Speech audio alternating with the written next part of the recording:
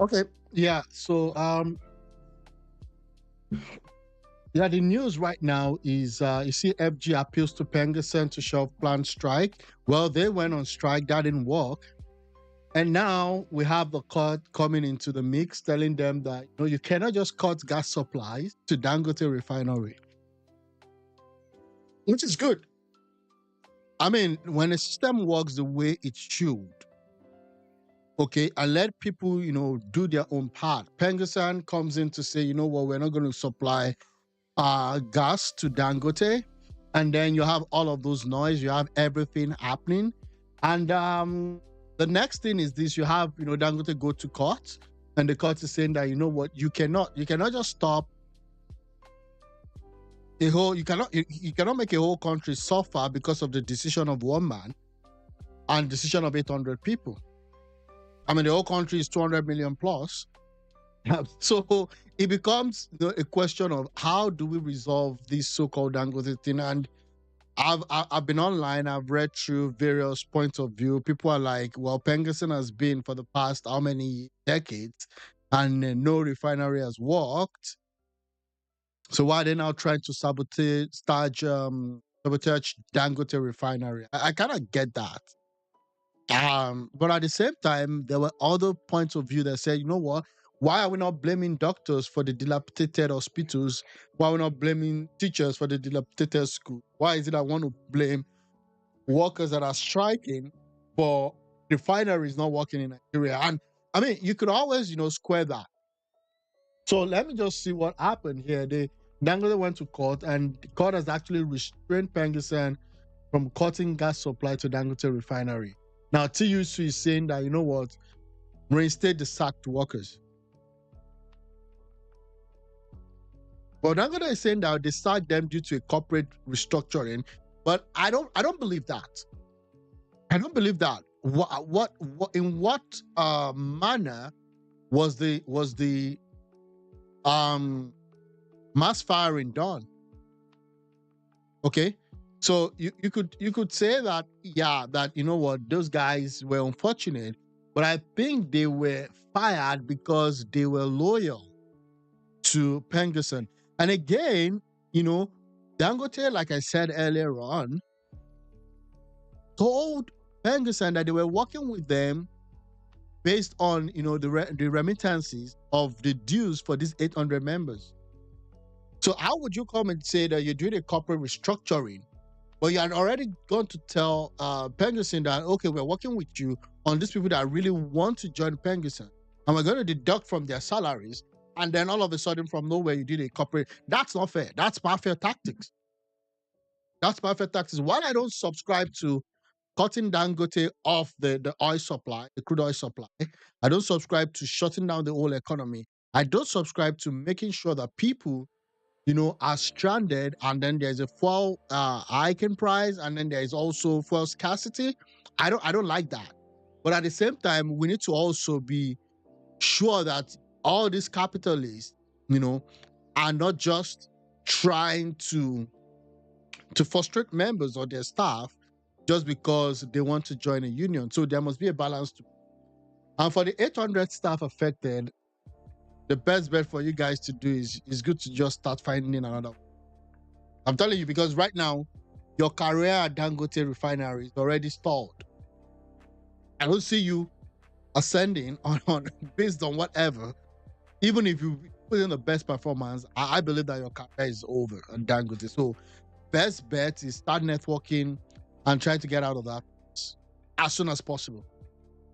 So this is what the court is saying. Let's see this. Court restrains Pengassan from cutting gas supply to Dangote refinery. Let's look at this. The court further directed that the restraining order and suit be served later, be served on all defendants with immediate effect. So in essence, okay, this is what is happening.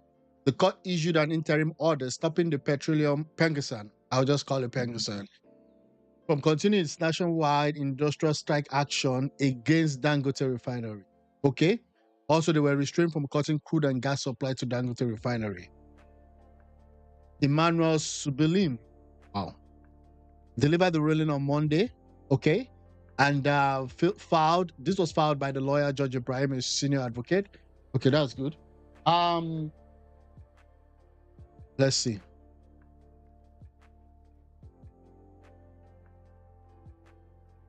The judge held that the balance of the convenience was in favor of the applicant, that's Dangote Refinery, as the continuation of the strike action will irreparably damage its business and cripple the provision of essential services to the Nigerian public. Dangote is going to be, like I said earlier on, also, Dangote is going to be a major player in this sector, and there's nothing you could. I mean, the investment justifies that it must be a major stakeholder, and this is the major refinery working in Nigeria.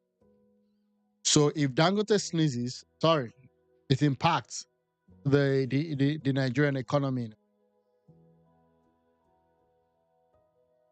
Immediate effect. So the case will be on the 13th of October for hearing.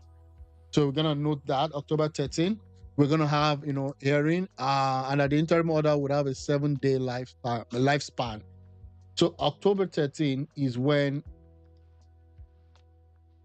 they're gonna listen to the is when on the interim basis, yeah, the crisis is still going to go on.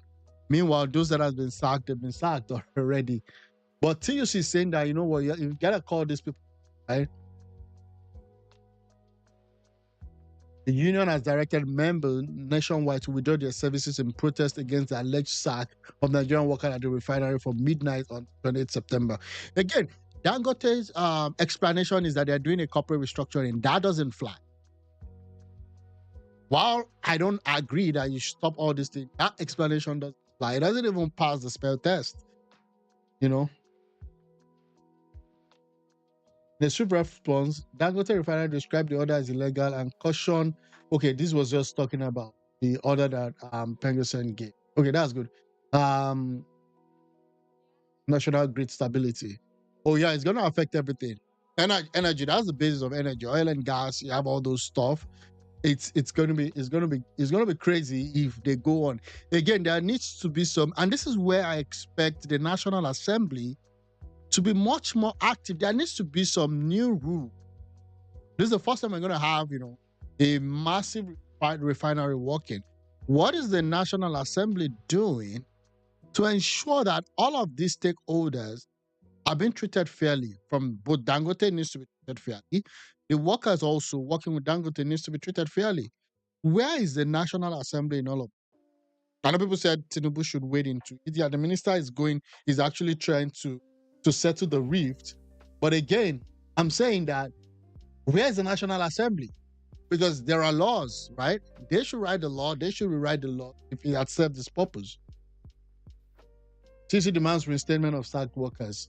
So the Trade Union Congress of Nigeria, who the president of TUC is also the president of PENGASSAN, I believe. Don't quote me. But again, has demanded the immediate and unconditional reinstatement of workers allegedly sacked by the Dangote Petroleum Refinery. Okay. Yeah. Again, yeah, that's fine. Komolafe, who's Komolafe? Benga Komolafe, Chief Executive National. Let's see. Let me reduce that. Yeah, NUPRC. There's a lot of organizations. There's a lot of there's commission. There is a NUPENG, right? There is TUC. There is a lot. It's okay. I mean, this is all a thing, yeah. As called for the dialogue between Dangote Refinery and the PENGASSAN, Komolafe made the call in a statement on Sunday, adding that the step was necessary to resolve the ongoing dispute. They also urged the Nigerian Union of NUPENG and parties involved to find a common ground to resolve their differences without disrupting energy supply nationwide. Yeah. Then NANS is also coming. Okay, News Agency of Nigeria report that the unions have been locked in labor dispute with Dangote Refinery over his recent sacking of workers and alleged labor right violations. Yeah. So again, I mean, we'll see what happens. It's just it is what it is. And I mean, it's just what it is. Okay. Both people involved in this fight, they're both powerful. PENGASSAN is powerful. Dangote is really, really powerful too. So I don't think I don't think it's gonna be it's just going to be one person dominating another. I think both individuals want to wield their powers wherever they can. And Dangote, as we all know, really powerful. Don't let his gentle smile and fool you. That is the tough guy. You cannot even pull all these stunts without being tough, to be honest. Pengassan officials risk 25-year jail term. Union rights stop where sabotage begins. What? By ordering upstream worker to out crude and gas supply to Dangote refinery, Pengassan has crossed a perilous legal threshold. While Section 40 of the Nigerian Constitution guarantees the right to unionize, it doesn't grant a license to sabotage national assets or obstruct private contract. Yeah, I agree. I mean, you can't put everybody in darkness, cut major supplies, and destroy an already fragile economy that is just recovering thanks to the reforms of the current administration. It was not lawful industrial action. It was a reckless directive that may amount to criminal sabotage, what the law actually says. So there's a Section 40. And I know they've quoted this for a while. Section 40 of the 1999 Constitution affirms the freedom of association, including the right to union membership. Okay, so the 800 members had that right based on Section 40. However, this right must be exercised within the bounds of the law and public order. It does not extend to coercive disruption of third-party agreement. There's a lot of chain reaction, which I do agree with this take in a way.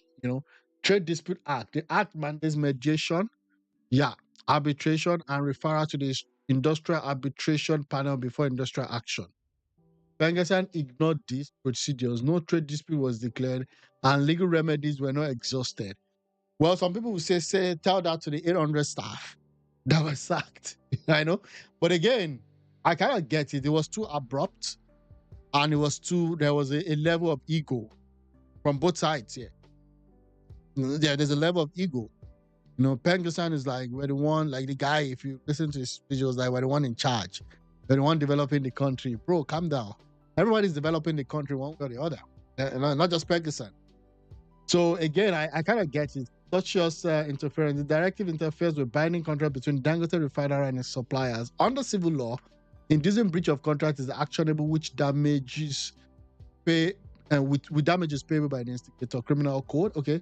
The FCC Act, to undermine Nigerian economic security. If proven, Pengassan directive could be considered economic sabotage, carrying penalty of 5 to 10 years. Yeah, and what I've said earlier on is you just have to put dialogue in this whole thing, because it's really sensitive. But the claim of the guy from Pengassan is like, well, they're not going to disrupt anything in the short term, okay, because there's a 30 days. But my argument was that, okay, so if you're not going to disrupt everything, then why do you have a job, right? Okay, court stops Pengassan orders from cutting gas supplier. Yeah, we've seen this one. Scorned and slandered returned to Pengassan for aid. So this is Pengassan, Dangote Refinery, and Petrochemical. Oh, so they already have a Twitter handle.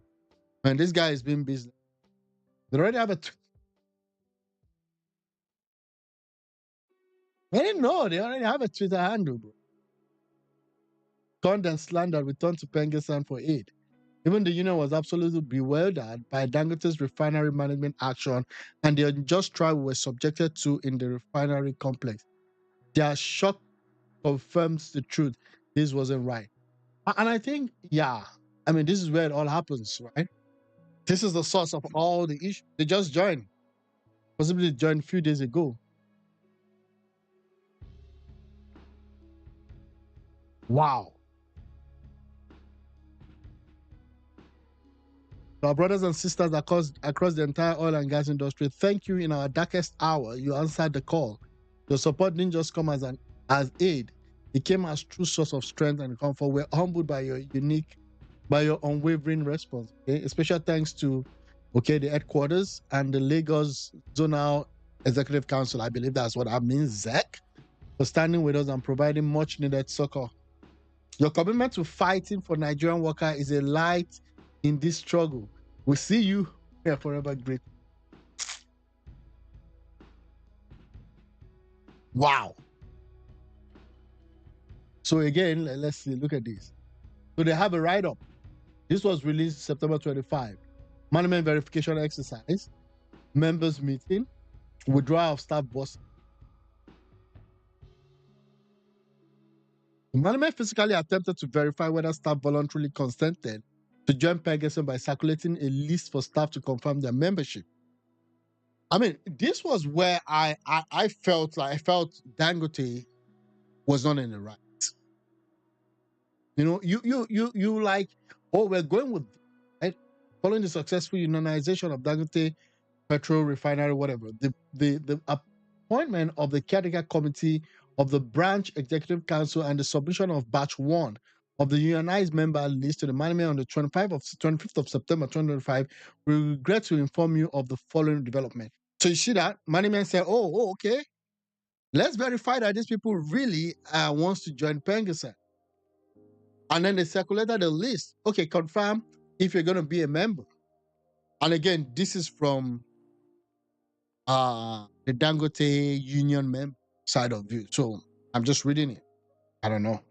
So that I'm not biased, right? And then a meeting was held. Okay. A meeting was held with members during which they were asked to indicate their membership, which they did. Overwhelmingly, people said, yeah. I mean, we're gonna join PENGASSAN. We're gonna join the union. You know? Then at 5 p.m., we received information that management has sent a directive that all shift buses were under maintenance and that workers should use their personal phone for transport to work. Okay, fine. Members had to spend up to 4,000 to report to duty. Despite this provocation, our members were calm and non-confrontational and still made sacrifices to ensure that they got to work. Denial of entry into the refinery. But what happened? Later in the evening between 6 p.m., okay, so I guess these were those doing the evening shift, and 7 p.m. today, staff, and this was on the 25th of September, mind you, staff who had joined PENGASSAN were denied entry into the refinery and were informed there was on the order of Alhaji Aliko Dangote, and only expatriates, Indians, Pakistanis, and other nationals were permitted to enter. That's wrong. I mean, let's just put it lightly. That's wrong. And it was on the order of Dangote. Of course, it would have been nobody else but Dangote. Yeah, CEO can't even do this. You know, just like what I said previously with Andrew Carnegie when there was to be a strike action in the early 1900s, and he saw that the workers were becoming too tough for him. You know what he did? He just went on a vacation and then brought a brutal head of a brutal CEO to take care.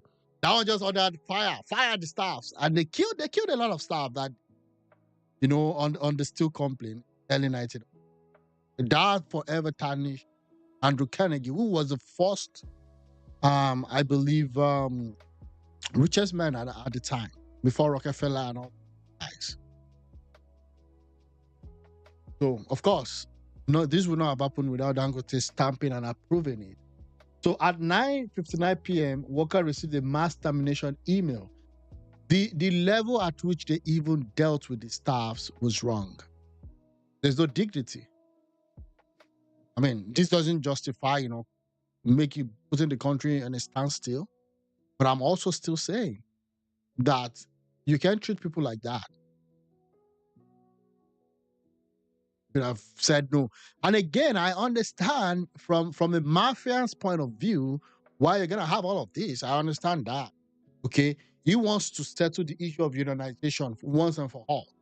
So I believe Dangote will be like, let's make these 800 people suffer for it so that we just close this case.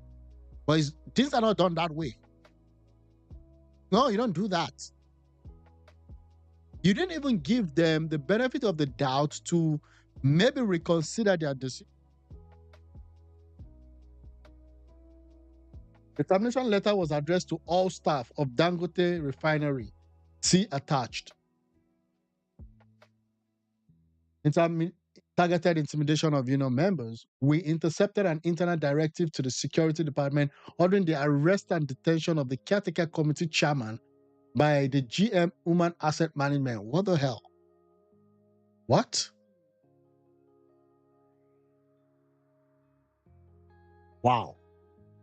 This is a direct act of intimidation against union leaders. Current situations and so there are indications that further dismissal will be communicated tomorrow, which I think they eventually hit. So 800 of them out there.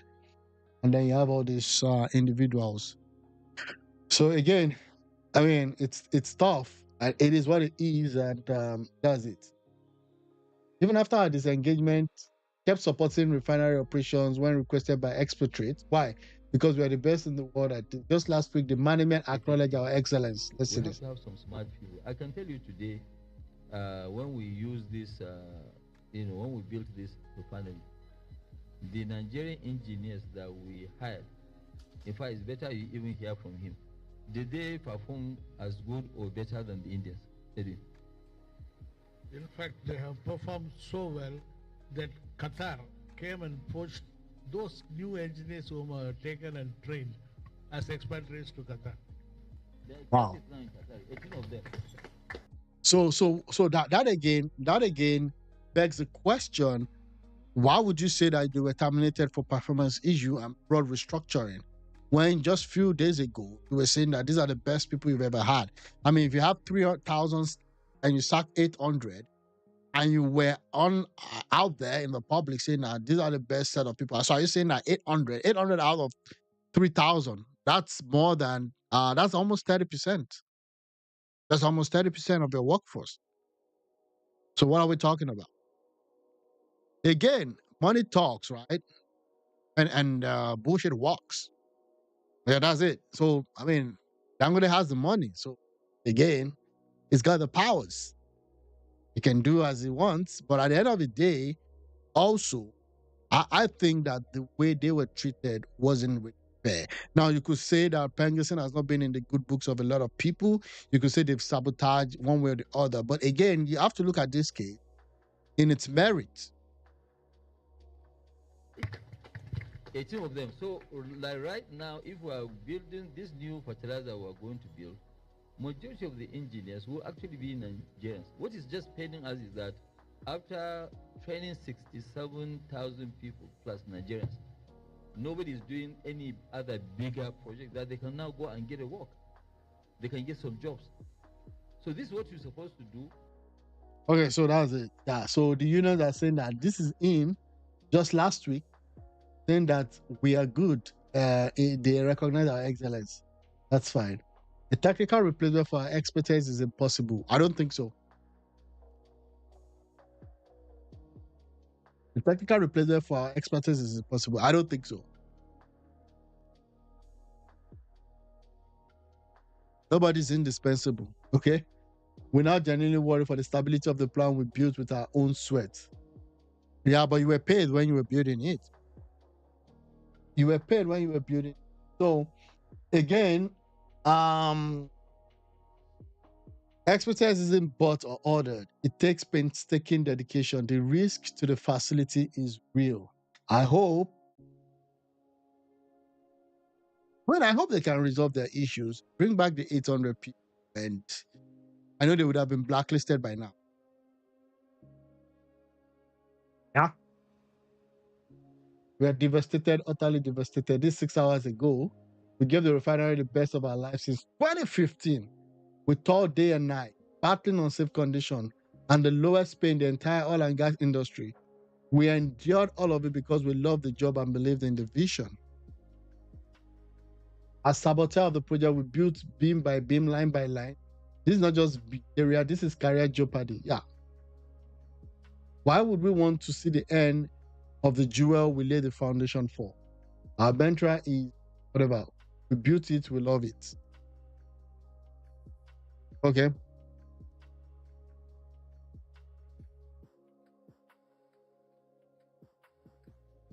At 9:59 p.m. on Saturday, on September 25, 2025, one Nigerian staff was still processing our first evacuation of the complex. The final shock arrived. Your services are no longer required. So this is the letter In view of the many recent cases of reported sabotage in different units of the petroleum refinery leading to major safety concern, the management is constrained to carry out a total reorganization of the plant. That's too broad. I mean, that's too broad. There's been a reported sabotage in different units of the petroleum refinery leading to major safety concerns.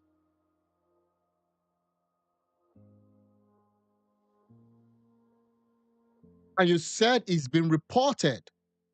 So if there's been a reported sabotage, what have you guys done? You can't tell me 800 out of 3,000 staff were sabotaging the whole refinery at a point, and there was nothing done, and you waited for when these guys joined the group, the union, and then you fired 800 people. That doesn't make sense. That sounds like a tale to me. As a consequence of this development, we wish to inform you that your service is no longer required with effect from the eve of Thursday, September 25, 2025, 250925. Please surrender all the company's property in your possession to your line manager and obtain an exit clearance accordingly, but the date for doing so will be communicated to you later. So you sack them, okay, and then you want them to get a clearance, but you're only going to tell them about the clearance later. So technically, you've not even released them. The finance department, by a copy of this, is advised to compute all your benefits and entitlement in line with your terms of employment and condition of service and pay the amount due to you, less all indebtedness, subject to the condition that you have obtained the exit clearance certificate. What? So you're telling them, wait, look at this. So you're telling them that as of this day, Thursday, 2025, your service is no longer required. And you're saying they should surrender everything in their possession to your line manager. They're going to get an exit clearance. But the exit clearance, you don't know the dates. You're still going to tell them the dates in the future. But then you tell them the dates in the future, but you want them to, but you're saying that the finance will not even pay them until they give you that clearance back, of which the date they don't even know. Subject to this condition that you have obtained the exit clearance, which we don't know yet when you're going to obtain the. I don't know who is advising this guy, but this doesn't work. And then you have this as reorganization.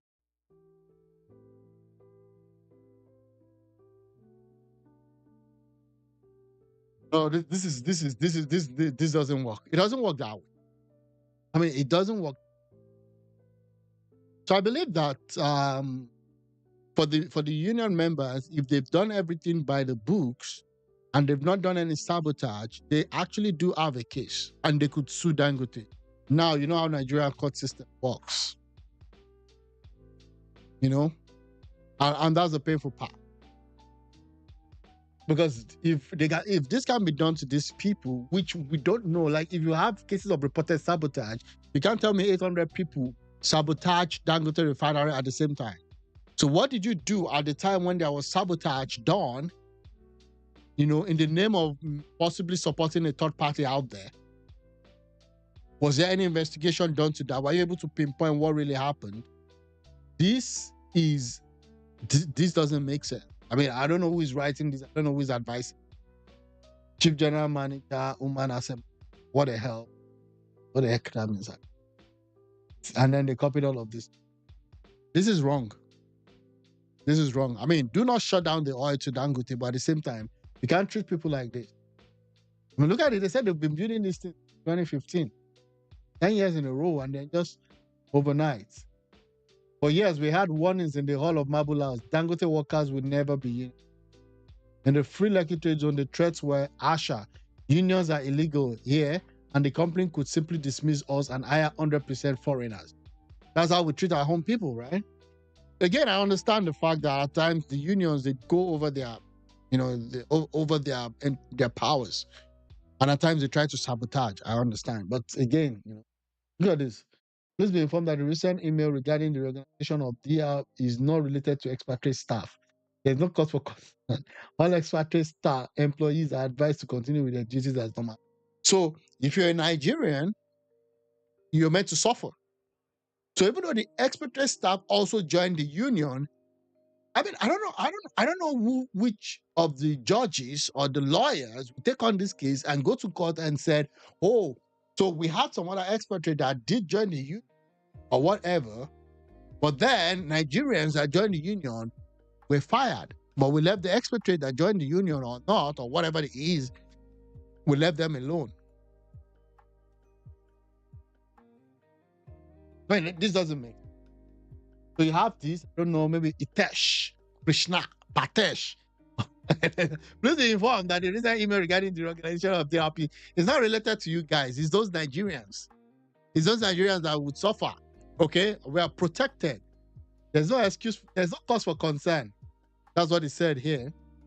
Okay? All expatriate employees, let me let you see. There's no cause for concern, and all expatriate employees are advised to continue with their duties as normal. Leave those broke Nigerians, let them suffer. Can you imagine? In the view of manning crisis caused by the nationals not coming to work, following action to be taken. This is Engineer Nisha Kumar. Okay? All leaves of expatriates are cancelled until further notice. Anyone needing leave or genuine emergency will have to talk to me. 6 days work, 12 hours plus 1 off to be followed in every unit until action. Who is on leave? They need to report on time. No extension is accepted. How do you even run a company like this?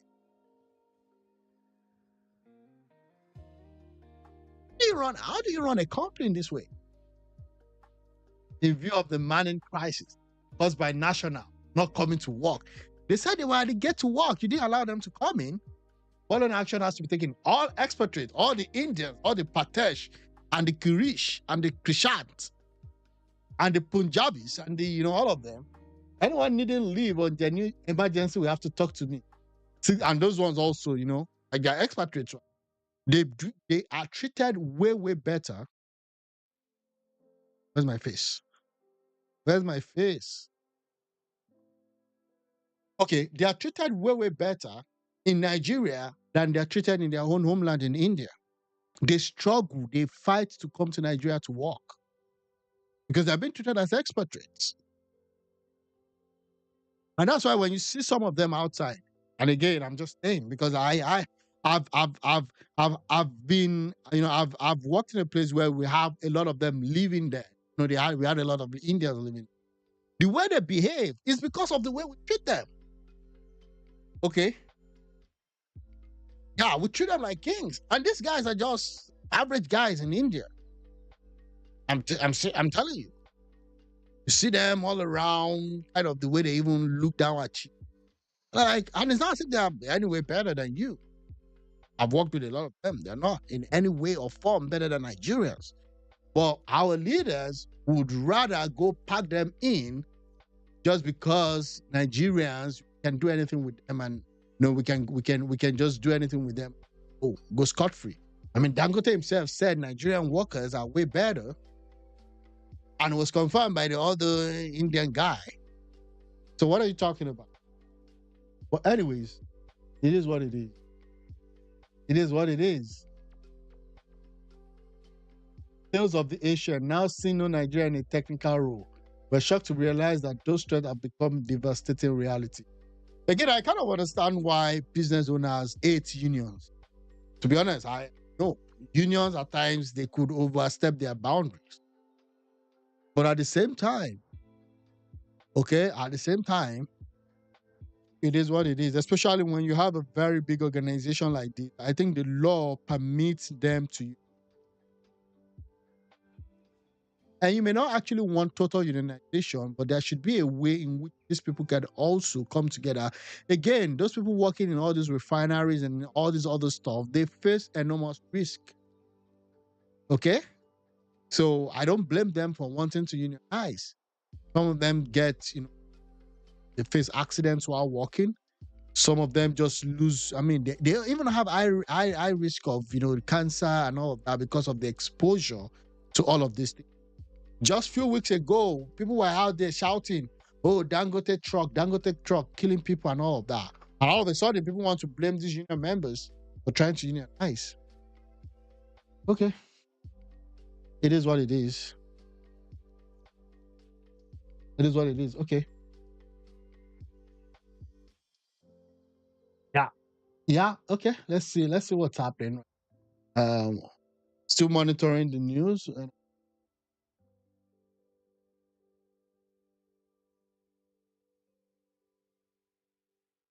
Yeah. I okay. So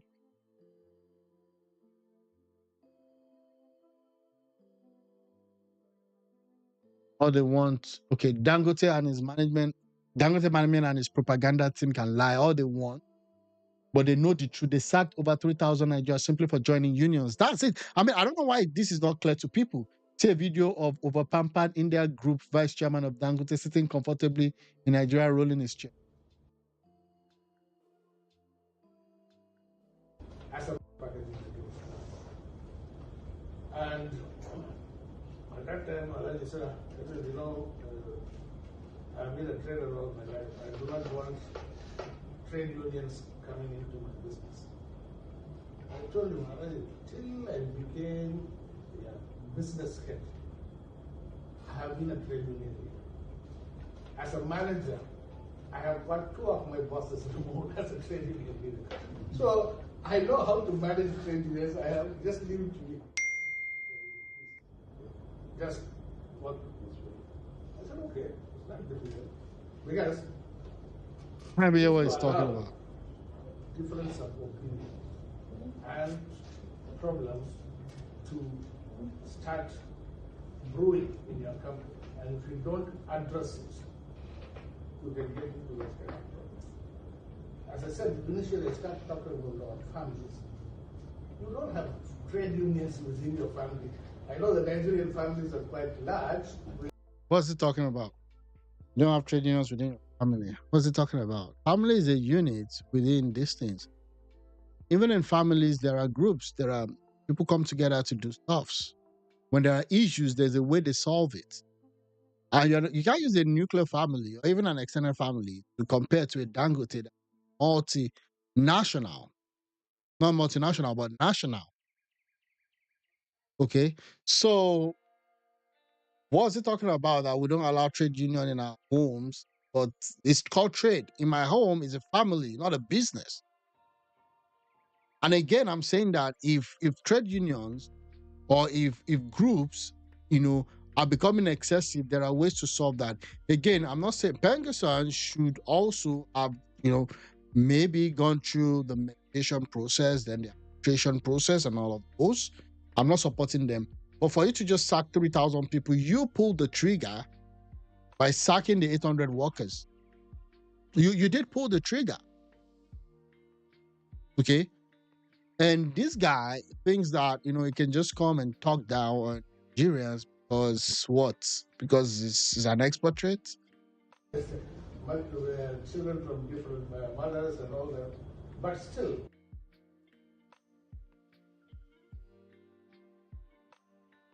Some of the bring in foreigners, pay them more, give them PPE in conditions.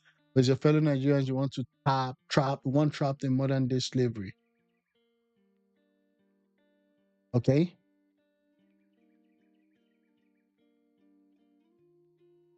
Yeah. Okay, this is just an example. They've endured hell building that company, yet their only crime is demanding basic right and freedom of association.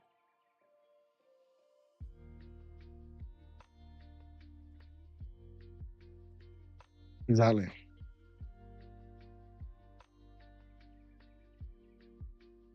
Just because he believes he's bigger than the industry and can get away with such reckless disregard for both workers.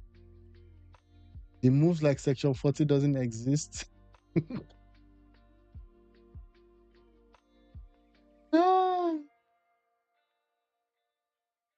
One thing most people don't know is that Dangote refinery is protected by FZE laws. If FG moves mad, he will sue Nigeria and collect all our reserves in foreign land. Pengassan of whatever they are called as evil leaders. Let DR employ 10,000 people from India, even drivers. Okay. Yeah, I mean, people are going to have their own point of views. Again, I'm saying you could hate Pengassan, you could even hate the unions, but again, what is wrong is wrong. You could have outrightly told them they're not going to be involved But then you didn't even give them the opportunity to present their case. You just sacked them. Why were you doing the verification process? If that's what you want to do, the people are the problem. Where are the sacked engineers? Can they come out and say the true situation of things? I find it difficult to understand the Dangote doesn't give water safety material and pay them well. Okay. Anyways, it is what it is. Okay, this is Dangote. Okay, within the lavish lifestyle of association oligarch. Lawlessness, Pengassan, its lies and terror tactics. Okay. I love what I saw here. Apart from feeding the lavish lifestyle of the association oligarchs, what has Pengassan been doing with the monthly checkup dues and subscription of its members, which runs into billions of naira? Well, that's for them. That's for their members to question them on. And I agree with you. And that's why I don't really like being an activist. Seriously, because those that go into the trenches and those that get things done, most of the times they are not activists. They are not. Because the demand is more than you just being an activist.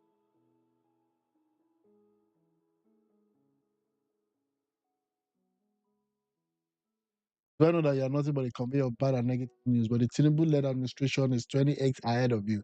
A meeting between the federal government, Pengassan, and Dangote Group was held today. The presidency isn't social media influencing. Yeah, I said it when I saw this Peter Obi's tweet. Like, people don't come out to tweet. See, the people doing the real work are not paid that too for some of us, right? People doing the real work. And that's the reality. The people doing the real work are not on social media. He's saying, I'm worried of the lack of response by the government. That doesn't make sense. I don't know why Peter Obi to the threat and eventual commencement of a strike by Pengassan, which is already having an adverse effect. If the presidency gets into it again and sides with one against the other, you guys will also come again and say it doesn't have the constitutional powers. We know how this cinema runs.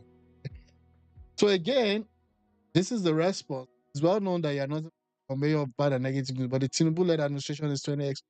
Anyways, this is a party guy. A meeting between the federal government, Pengassan, and Dangote was held.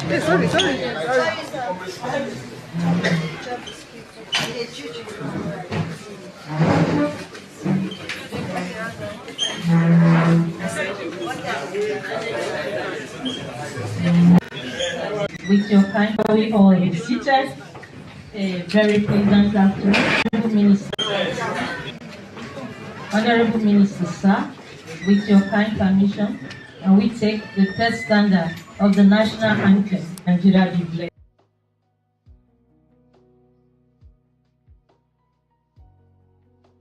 So we have to sing. I don't get why we have to sing the yeah. Seriously. This is not like a national, this is not like an Independence Day declaration. You just want to settle fight between the union and Dangote people. Now you have to sing the national anthem. This is on the time of the government. This is like, I don't understand how these people operate. Shall we all have seated? A very pleasant afternoon. Secretary,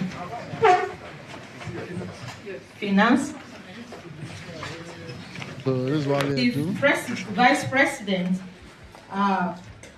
Business Services, NNPC, the President, Pengassan, the management team of the Dangote Groups, gentlemen of the press, distinguished colleagues, ladies and gentlemen, this afternoon before you is the Pengassan and the Dangote Group of Company, the two organizations, on issues ongoing.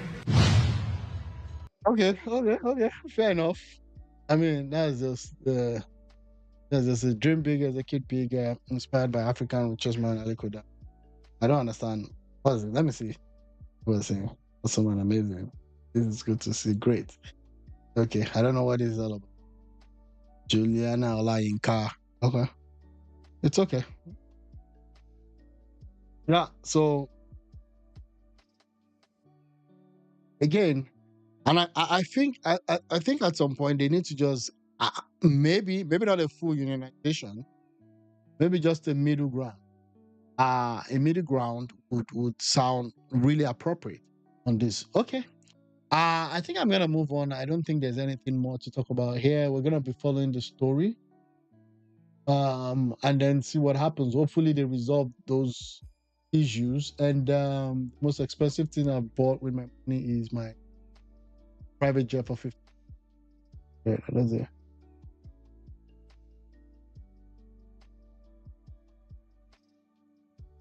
Oh, Dangote built his refinery with our money coming from a union wouldn't. No, that was not what he was saying. What he was saying was that Dangote got a juicy foreign exchange, uh, foreign exchange, what would I call now? Exchange rate from the CBN, and that was what happened. Okay.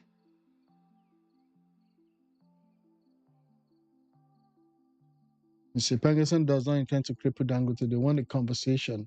Workers have the right to withdraw their service. There should be a dialogue to address the issues before it snowballs.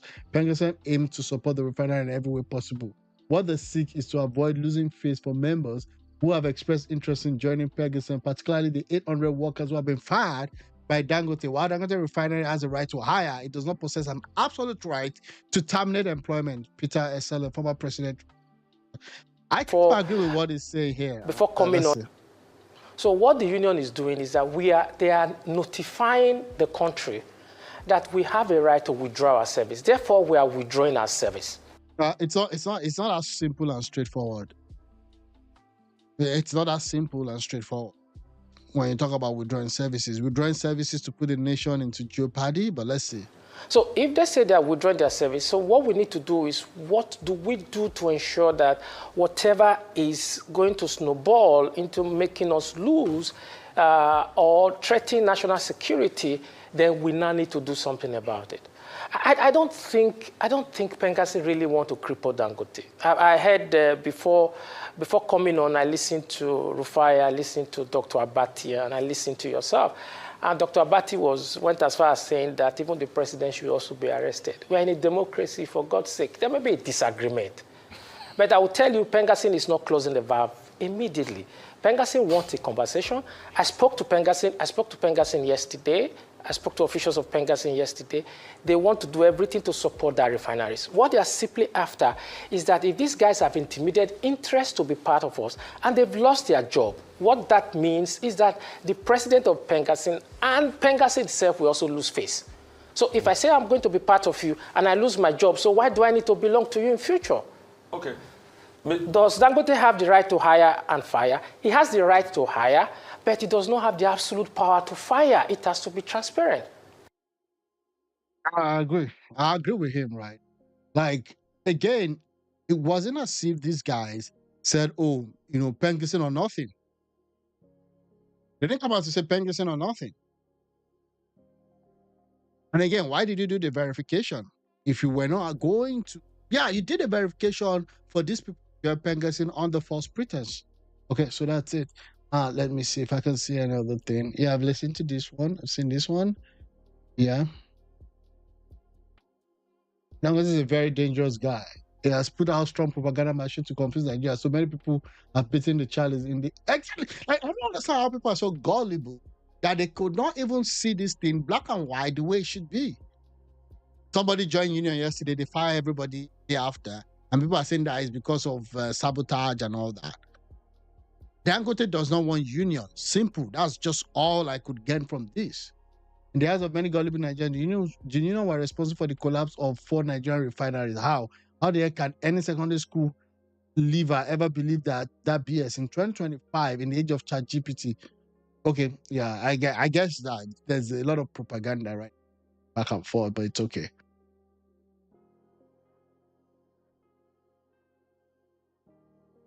What Dangote should do? Dangote should sit by while Pengassan and their allies cripple.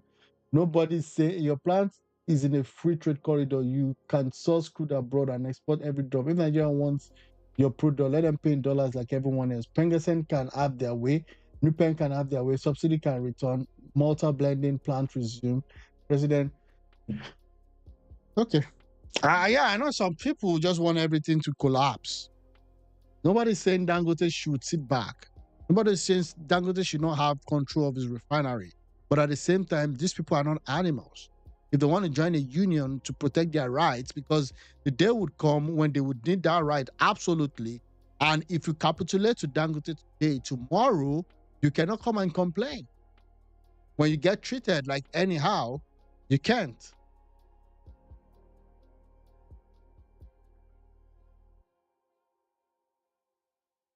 So this is Dangote. This is Dangote's letterhead, okay? So let's see. Absolutely shameful move by Dangote. Just 24 hours ago, 90% of over 1,000 of its Nigerian workers joined PENGASSAN. They are all sacked under flimsy reorganization excuse. That's what I'm saying. It's very shady. Okay, let's look at this. Dangote Refinery is not against unionism as it recognizes the right of workers to unionize. The group also respect the right of all workers to either join or not to join a union in line with the principle of voluntarism. While we are obliged to protect the right of workers who choose to join or not join any union, we are also obliged to protect the rights of those workers who, for any reason, decides not to join. Yeah, that's fair. It should be noted that we respect the rights of all our employees to a safe, peaceful, and secure environment, devoid of threat of their personal well-being and source of income. The Dangote Refinery will continue to engage relevant stakeholders and wish to assure the workers, government, and indeed Nigeria that we will not relent promotion of the economic health and well-being of our workers in general. We also wish to urge the unions to respect those principles for a peaceful industrial relations ecosystem in the oil and gas. So they released this, okay? And then, but you are saying that you support the right to join, then why fire 800 people that joined? Dangote should recall the workers sacked because of their decision to join their trade union, and PENGASSAN should suspend their decision to cut off gas supplies to Dangote Refinery. The nation is part of Dangote's refinery, our refinery. They built it with it's unprecedented level of success, but the right of workers to unionize is embedded in the law of our country. Simple. Simple. I mean, if you don't want your workers to go on strike, you can also have a carve-out, have an agreement with PENGASSAN. You can even have an agreement that says that, you see, should there be a disagreement, worker strike should not be more than 2 days. You can always blend things. You can always work things out. But this my way or the highway is not going to work. I'm tired of this story. To be honest with you, I'm tired of this story. Okay, let me move on.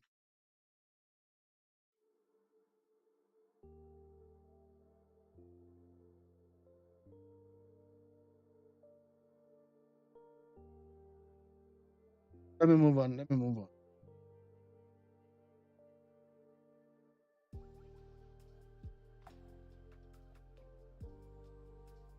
Okay, this has nothing to say. Let me just save this.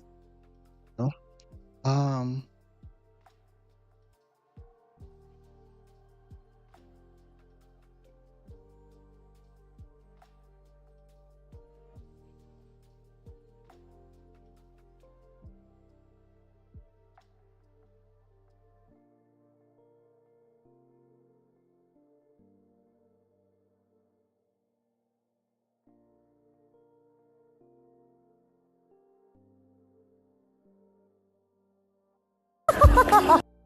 Now let's look at this. Very soon, Africa will colonize China. This is just the beginning. What? 나 오빠야. 너 오빠야? 오빠. 너 몇 살인데? 너 몇 살인데? 나 오빠 아니야? 너 오빠야? 오케이. 루나 사줄게. 내가 산다고? 아니 동생이 사. 알겠어. 오빠 사줄게. Yeah, I can see some interracial stuff happening between China and Nigeria, but again, it is what it is.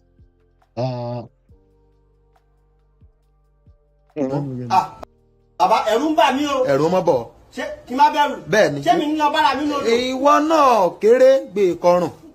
Gbé kọrùn. Ṣé nìyí kan ṣé kí n mú? Kò nídìí gbé kọrùn. Ṣéléwé ọkàn. Àwa ò rí ẹ mọ́ báyìí o. Ẹ rí mi mọ́ kẹ́. A rí ẹ o. Èmi rí yín bàbá. Ọya bá a mẹ́ o. Ọwọ́ rẹ̀ kàn mí bàbá. Ẹ rí dáadáa. Anyways, it is what it is.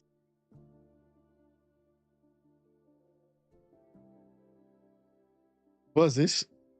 Yeah, let me just see. Very dark man, I like what you're doing, but be a real activist. Instablog is only unbiased real blog I know. You're talking about Lekki flood. Is it President Buhari that made rain to fall? Yeah, did you guys see the Lekki flood? It was crazy. You can see today. Very dark man. Very, very dark man. See, the two way you don't understand. I like you for something, though. I like the way you are doing your activities. Very lovely. If I say I don't support you, I'm just deceiving myself. But what I'm after is, I'm not fighting you. You can see Tunde Nuts, Tunde Garafit is my friend. We dey talk back to back. Yes. But what I'm after is, please be a real activist. Is it correct? Is it correct? Yes. Sorry for my bad English, you're very dark man. I think his English has even improved a bit. I mean, I think his English has, because, man, as well. Okay. Before you come to that place. So, please be a real activist. Because if you are real, you yourself, you have rest of mind. Because no peace of mind. It will 50 everything. The best blogger in this social media, when we have been dragging all this thing, that I respect, I salute Instablog. Instablog is acting real. If you are talking of Punch newspaper, Vanguard newspaper, those two papers, they are never biased since when I've been growing up. Are you sure about that? My life, any government issue or anything that happen in Nigeria, they will make sure that whatever is happening, they will. Okay, so you're always saying that they are not good, right? We accept that. But the part of the one that are doing that is good, post it. That's what I'm after. If you are. Yeah, but that's not the job of an activist. So you're mixing it up, bro. When you say someone is an activist, activists will always look for things that are wrong in the society, wrong that the government is doing, and fight them. It's not the job of the activist to point out to what good the government is doing. Okay, so again, you're mixing it here. He's an activist. And not that I mean, I don't even think he's an activist. As far as I'm concerned, he's a cloud chaser. But that's what it is. But I'm just saying that you can't say an activist to tell you about the good things of the government. It's just like you're saying Shore should say Tinubu is not a criminal. They can't, because the job of an activist is always to point out the bad things, you know, in the country. And that's why I don't believe in activism. I believe in progressivism, or doing stuff to improve, you know, the current status or the current status quo. That's what I try to do. You know, adding value to stuffs. Activists can undo complex stuff. Activists can only point to what things are bad, and they are naturally pessimistic in what they do. And that's their nature. That's the nature of activism. They don't really like, you can't give activists a country to run. They're going to mess it all up. That's why Shore can never run a successful political party. That's why Shore can never run a successful campaign, because it's not been taught to run complex stuff. He's going to mess it all up, not because he's a bad man, but because his brain is wired to always see negative stuff. So when you see an half cup, you know, a cup that is half full, a progressive person will say, oh, this is half full. An activist will say, this is half empty. They see the empty part, but you, that you want to add value, that you want to move something up a notch, will see the thing that is actually, you know, positive. So again, I don't know if you know what you're talking about, but again, it is what it is. BGM doesn't promote good work. Okay, so let me see what he said. I'm not going to spend 8 minutes to reply to this, but I'm just going to let me see if I can not get check something. the meaning of peninsula. So the people where they like it. Water. Again, this guy is a cloud chaser. Like, I don't understand this cry. It's not real. It's not genuine. But again, you know, it just tries to do this just to make it more entertaining, right? And all that. Okay. I'm not gonna spend my time on this. Doesn't work. Yeah, my own time. Let me move on to what has been happening with Peter Obi and ADC. Let's see.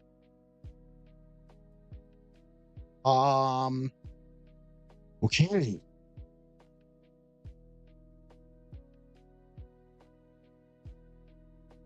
And then once I'm done, let's see.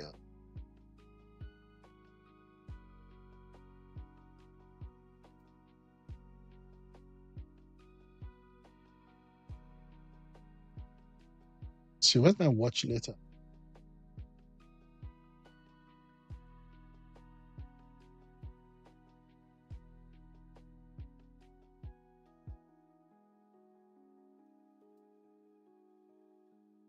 Have you guys seen what happened when there was an ultimatum given to Peter Obi?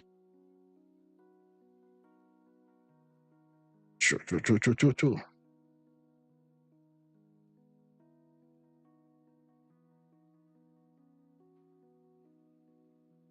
I think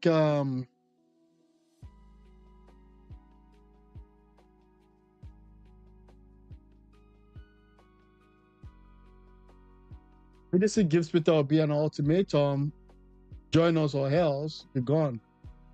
And then you have Labour Party gives Peter Obi ultimatum. Again, not that I'm a Peter Obi fan, but I think Peter Obi is a prize.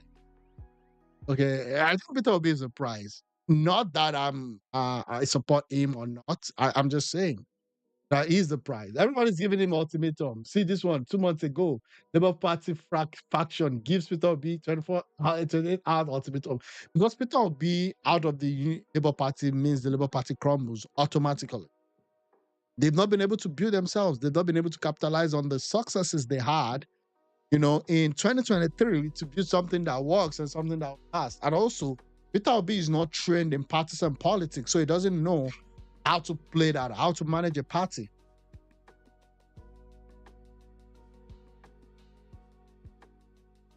And that's quite unfortunate because what I thought should have been successive wins has ended up being success too high for them to handle, success too great for them to handle. So let me see what. Hello to all my esteemed viewers watching. Okay, I'm not gonna watch this one. Sorry about that.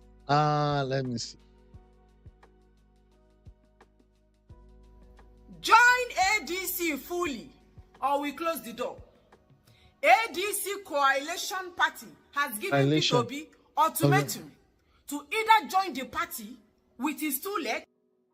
Okay, yeah, that's it. Let me listen to Aisha. Aisha is a postal child for LP. She's not a member of the LP. She's a member of the ADC, but she's always just circling around. Then let me see what she has. The African Democratic Congress ADC issued an ultimatum to Peter Obi and other opposition coalition members to resign from their current parties and fully join ADC as the coalition's platform for 2027 Nigeria election. I don't even know what to say. Because right now that ADC, when they say coalition, it doesn't make sense. There's no ADC coalition anymore. Whatever it is that they're doing, that coalition already failed. That coalition failed from day one when they announced the coalition. And it's quite unfortunate because they felt, and this was the brain behind, they felt that they could recreate what Asiwaju Bola Ahmed Tinubu and Buhari did shortly before 2015. So they thought they could actually put things together and then do like an APC type, coalition, amalgamation, and all of that. But they failed. And I knew it was going to fail. Why? Because I knew the person behind the coalition was nobody but El Rufai. El Rufai destroyed the little chance that Atiku could have in ascending to presidency. No, he did. El Rufai is not knowledgeable with respect when it comes to partisan politics. I mean, you could see that even his odyssey into politics was more of him being an accidental civil servant. That was what he called himself. And then he became an accidental governor. He rode the wing Buhari to become the governor of Kaduna State. And of course, it's very difficult for you to lose to an incumbent, so he was able to do his second time. But when that was over, his popularity has been tested in subsequent elections. Just the last by-election, he couldn't even win one seat. So he was the one that came up with that plan. And it started with going on TV saying that he was going to send the Urban boy, which is Tinubu, he was going to send him back to Lagos. And people were like, this was still 2-3 years before the main election, but it started all this noise. And then all of a sudden, everybody we got a kickstart into 2027 elections. So they came up with this name ADC. They saw that they couldn't use LP anymore because Peter Obi couldn't even man LP. Peter Obi never sat down one day to say, how am I going to help LP to be a strong national party?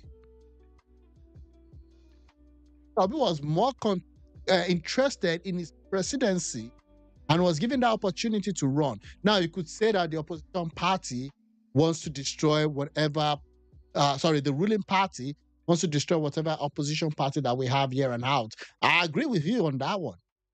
Then what would they do about it? It's not about the ruling party wanting to kneecap the opposition party. It's what the opposition party will need to do to ensure that they can put up a tough fight.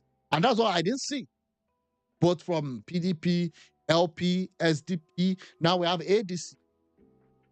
I'm still listening to what she has to say. It stems from a caucus meeting to unify opposition. No specific, according to Grok, no specific deadline was given. And then the Obedient Movement, of course, has replied. Obedient Movement led by Yunusa Tanko, the national coordinator. So for me, I'm a little bit sort of like, how do I put it? I won't say I'm worried, but I'm like, what's going on? Where is this ultimatum coming from? First of all,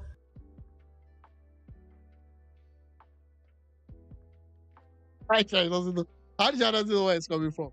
They've come to realize that the ADC is already dying in actual. When last did you hear any major news coming out from the ADC? When last did you hear anything important being done by the ADC? But you still have LP running his own show. I don't know if the show makes sense, but they still have their own show that they're running. You have PDP. PDP is planning a convention in, I think, November. Okay. You have ADC faction. Dumebi Kachiku, right? He's saying that I don't understand what this ADC is all about. And they have their own faction. He wrote a lot of petitions saying that the whole ADC thing was even more like an hijack. And then you have LP, they're doing their own. Then you have SDP, I don't even know who those ones are. So naturally, ADC is not a coalition, it's a political party that was started by El Rufai and Atiku, usurping an already, structure, an already organized structure of the ADC. They took it over, they bought it over. And naturally, the party is going nowhere. The party is going nowhere. So you have former this, former that, David Mark, former this. So you have all these former, and people that are not opportune to have a position in authority at this point in time come together to form this party. So I would just say a bunch of people that have lost elections and people that are currently losers are now coming together to form a political party, and then they call it ADC and nothing is happening. I'm not seeing any movement. So now they are trying to kickstart the whole thing because PDP is not joining that coalition. LP is not joining that coalition. Sorry. So if you don't know where it's coming from, that's where it's coming from. ADC is dying a natural death, and they want to turbocharge it. The ADC was adopted for 2027, and in part of the consultation and the conversation that we had is that there are certain elections that are going to take place, which all the different respective parties, candidates, those that are part of this whole, it's not even a merger, part of this whole coalition. Yeah, it's not a merger, it's not a coalition. And then, what is it? Do you understand what I'm saying? They're all confused. You said the conversation we had, the knowledge we had. No, that was what they told you. Because you're not a factor, okay, in this whole arrangement. That was what they told you. They told you that it's going to be a coalition. It's not a coalition. Each party, like, how the hell? I don't understand. That's when you come to appreciate. And maybe not appreciate. Maybe it's not even a good thing. that the APC could even put themselves through all these years, because the word on the street was that after Buhari's election, ADP was going to collapse. And it actually was almost collapsing. If not that Tinubu was like, you know what, this thing must not get spoiled. Go and listen to the campaign speech where Tinubu went to say Emilio Khan. I know everybody got that Emilio Khan soundbite. That was not what that thing was all about. If you go and listen to that speech, it took you through the pain they went through to form a political party and all other things they were done to ensure when the saboteurs came for the party, to ensure that the party doesn't even collapse. So this is what you're saying. They said, how on earth? Like, even listen to yourself. You're saying that each political party will be running their different elections up until when? 2026. And then you come together. And it doesn't work that way. Number one, you have to build awareness. You have to build appearance. One of the problems you guys had in 2023 was that people didn't know who the hell Peter Obi was. People didn't even know what LP logo was. They didn't even know what LP logo was. Then after you guys came together again and say, you see, anywhere you see Papa, Mama, Pikin, because you have to build awareness. You have to build education. People have to know who you are. People have to put a face to the party. The party has to have a structure at the national level, at the regional level, and at the state level. You have to pull in your breath. So again, they're looking at this old ADC, which is already a failed experiment, and they're saying that, I think it's like, how the hell did I leave PDP without PDP joining me to this ADC? Peter Obi, we don't even know where that one is. Today is coalition, tomorrow is not coalition. So again, you guys got it all wrong. Unfortunately, I would love to have a very strong opposition, but we don't have that today. Number one, either the opposition themselves are corrupt. So when they say, hey, the AFCC is out following after them, which is not right. But again, I'm telling you the reality on ground. So they're looking at it that, if I go against the power of the day or the ruling party of the day, they can actually use EFCC to come after me. So I'd rather stick to APC. That's a school of thought. Another school of thought is that I don't even understand. I can't trust Peter Obi because he doesn't have the capacity. That's another school of thought. And there's that real fear. Because they look at what this guy did in Anambra, there's nothing to show for it. They see what he's doing with LP. There's really nothing to show for it since the 2023 that he got a staggering result in the presidential election. There's really been nothing. There's really been nothing after that. All the state elections, every other election, they've been plundering. Of the coalition, one of the things that they have ensured is that they're going to round up all their elections. For example, Anambra state election is coming up. People already have candidates in there. There was a by-election, that took place. And so when they finish wrapping this up... What are they wrapping up? The by-election, the ADC, SDP couldn't even... ABGA is not part of your coalition. Like, you guys need to understand, number one, the reality of the situation on ground. Else, you guys become another Showores party. You're going to be having your 50,000 votes every presidential election, and that's it. At least that gives you a right to talk about things happening in the country. If you want to win elections, you've got to understand that Nigeria is a very unique country that has its own laws, it has its own people, it has its own sentiments. Along tribal lines, along religious line. I wish it wasn't like that, but that's the reality. You have the religious line, you have the tribal line, and even within each tribe, you have sub-tribes again. You have people in Rivers State, they'll say, oh, this one is Ikwere, this one is this one is that. And then within Southeast again, you're saying this one is Mboy, this one is Anambra, this one is Imo. Like, we are a very, very interesting set of people. Well, whatever it is, you could see the benefit in that, you could see the disadvantages in that, but that is what it is. So again, I'm saying that the whole framework of ADC was meant to collapse from the get-go. And that's going to be towards the end of 2026. And as you go into 2027, then they are not going to be fully focused on ADC. So what? So you're going to be running LP, SDP, which other one is there? PDP is not even there, right? PDP doesn't even believe in, article leaving PDP was a relief to PDP members. I know PDP is having its own internal discovery. Don't even know where they are with things. There's wicked, there's non-wicked, and all of that. You cannot run an election, a presidential election, with a country as dynamic as Nigeria that you're saying that each party, so SDP will go and run his party, we're going to run his election, ADC maybe release some candidates, LP release some candidates. Then in 2027, when you're going to have the election, everybody will now come together to do what? The reason why you need to have an ADC structure right now, like since yesterday, is that every other party must be, if you're serious, now I know you guys are not, but if you're serious about politics in Nigeria, this is what you need to do. You start running election from today. Any election coming out like that, Anambra, it should be under ADC. Anambra election will be under ADC, and ADC will be your sole destiny, and you'll be pushing your power. Because if you don't test yourself with all these small elections, do you think you're going to come together again at the final day, 2027? So you're running all of this stuff, scattered campaign all around with different political names, with different political party. Those guys don't even know where they stand in ADC.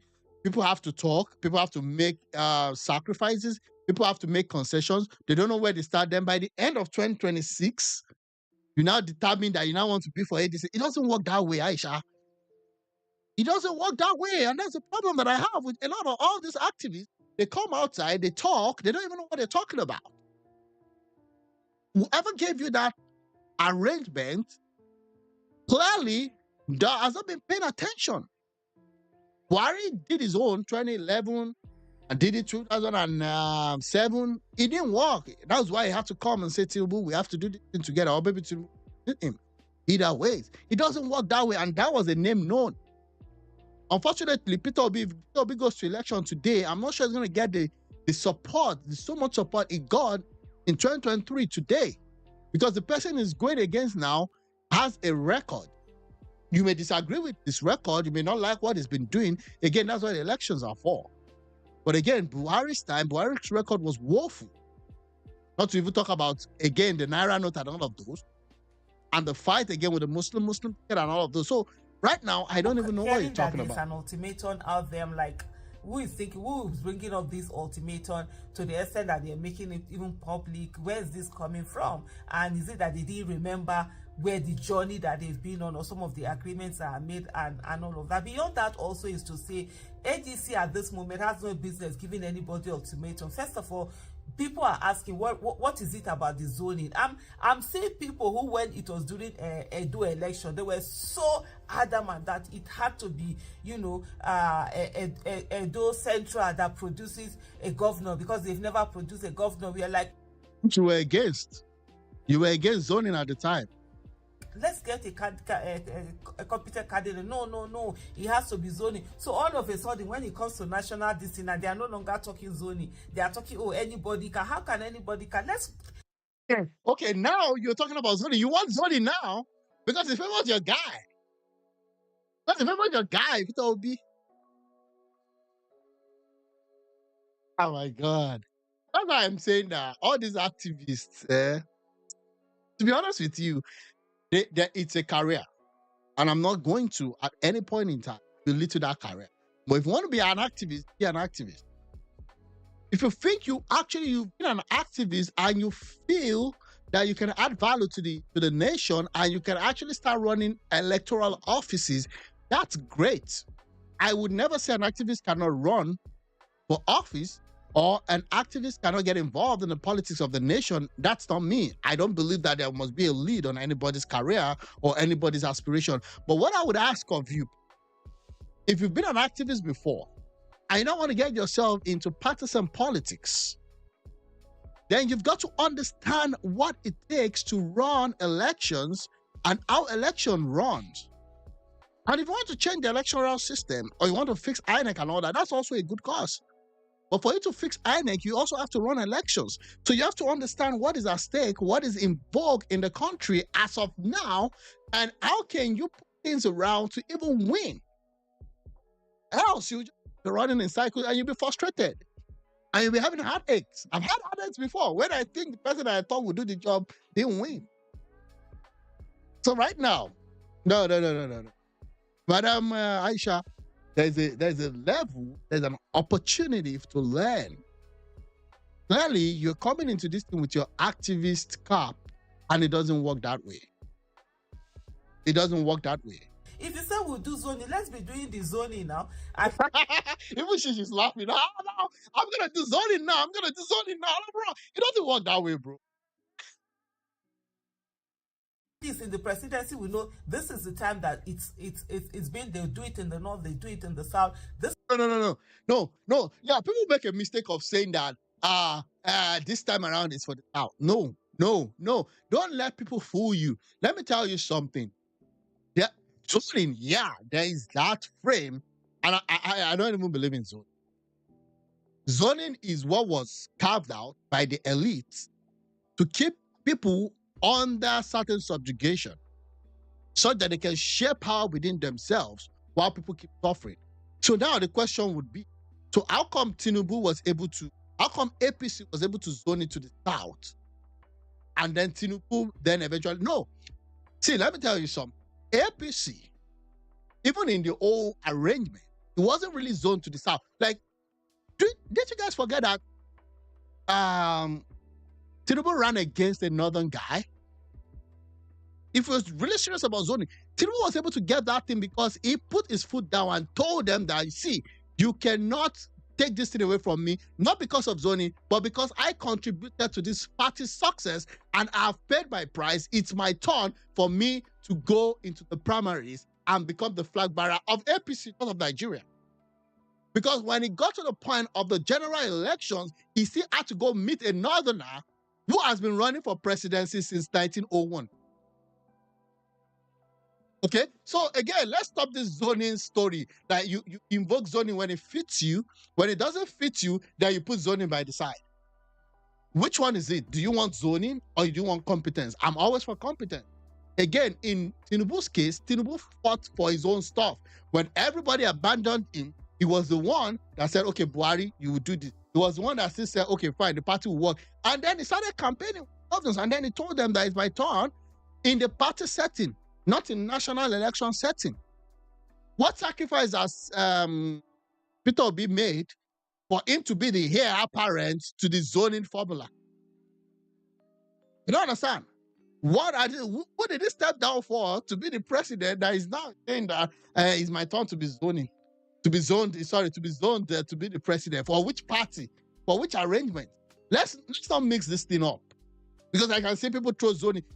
Nobody in the southwest said that Tinubu should be their flag bearer. Nobody says Tinubu should be their flag bearer in the south. In fact, most people in the southwest didn't even support Tinubu, while a lot of people supported him also. So it was a 50-50 thing. People still believed, even at the time, that okay, fine. I mean, Atiku still won elections in the southwest. He won a lot of votes in the southwest. So where does this sudden so in fact, if you talk about all candidates, Peter Obi does not even stand a chance when it comes to zoning for him to begin, because he hasn't paid any price in any stuff for them to say, oh, fine, this is now your turn to be the flag bearer. Is the sad. Let ADC cannot just come and say that, oh, there's no longer going to be any zoning anymore. So anyhow, you continue to have it. Then before you know what's happening, it will be what certain part of the country only that will be producing, a president and all of that. Atiku almost won.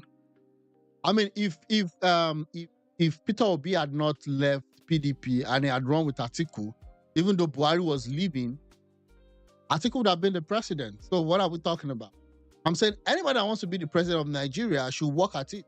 There's nothing like zoning freebies. And that's why there's a reason why there's primaries. Even though Tinubu was like, I helped build the party, he still had to meet even people that he gave Oshibajo to be vice president. He still had to contest against his son, political son, Oshibajo. He still had to contest against, what's it called? Yahya Bello. How to contest against Amechi. So why is your guy not willing to go for the primaries? Why is he always like talking about, and then he comes in and then everybody's like, he's right. To do what? What has he done for any party? The only any party, I've even said, even Abga, what has he done? How has he helped any party? He's been a beneficiary of all of this party arrangement with little or no contribution from Peter Obi. Let ADC do the right thing and actually zone it to the south also. That's not the right thing. That's what you think is the right thing. Since that is the norm that has been followed. Right now, the presidency is supposed to come from the south. The south is the time of the south to do it. Let them zone it to there. By 2031, it will come back to the north, and then let the north produce a competent candidate. Right? Why should it come back to the north? Why not it go to southeast to complete their 8 years? Because they've never been president. We've had a lot of northern head of state. We've had enough southern head of state. I mean, not enough, but we've had enough. Like, we've had a number.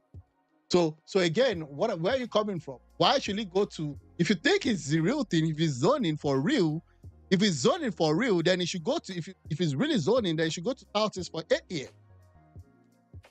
So I'm saying zoning doesn't make sense.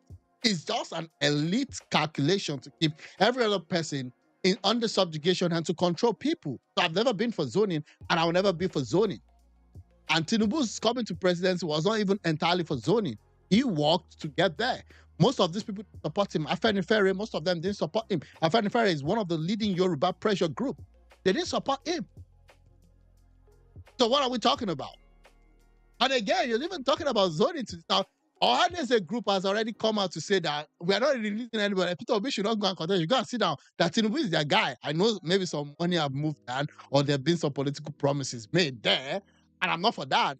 I'm like, I was even like, why would Ohaneze group say nobody should contest against Tinubu? Because nobody's saying that in the Southwest.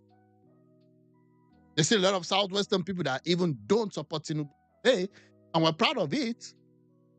Or the other way, maybe not proud of it, but again, it is what it is.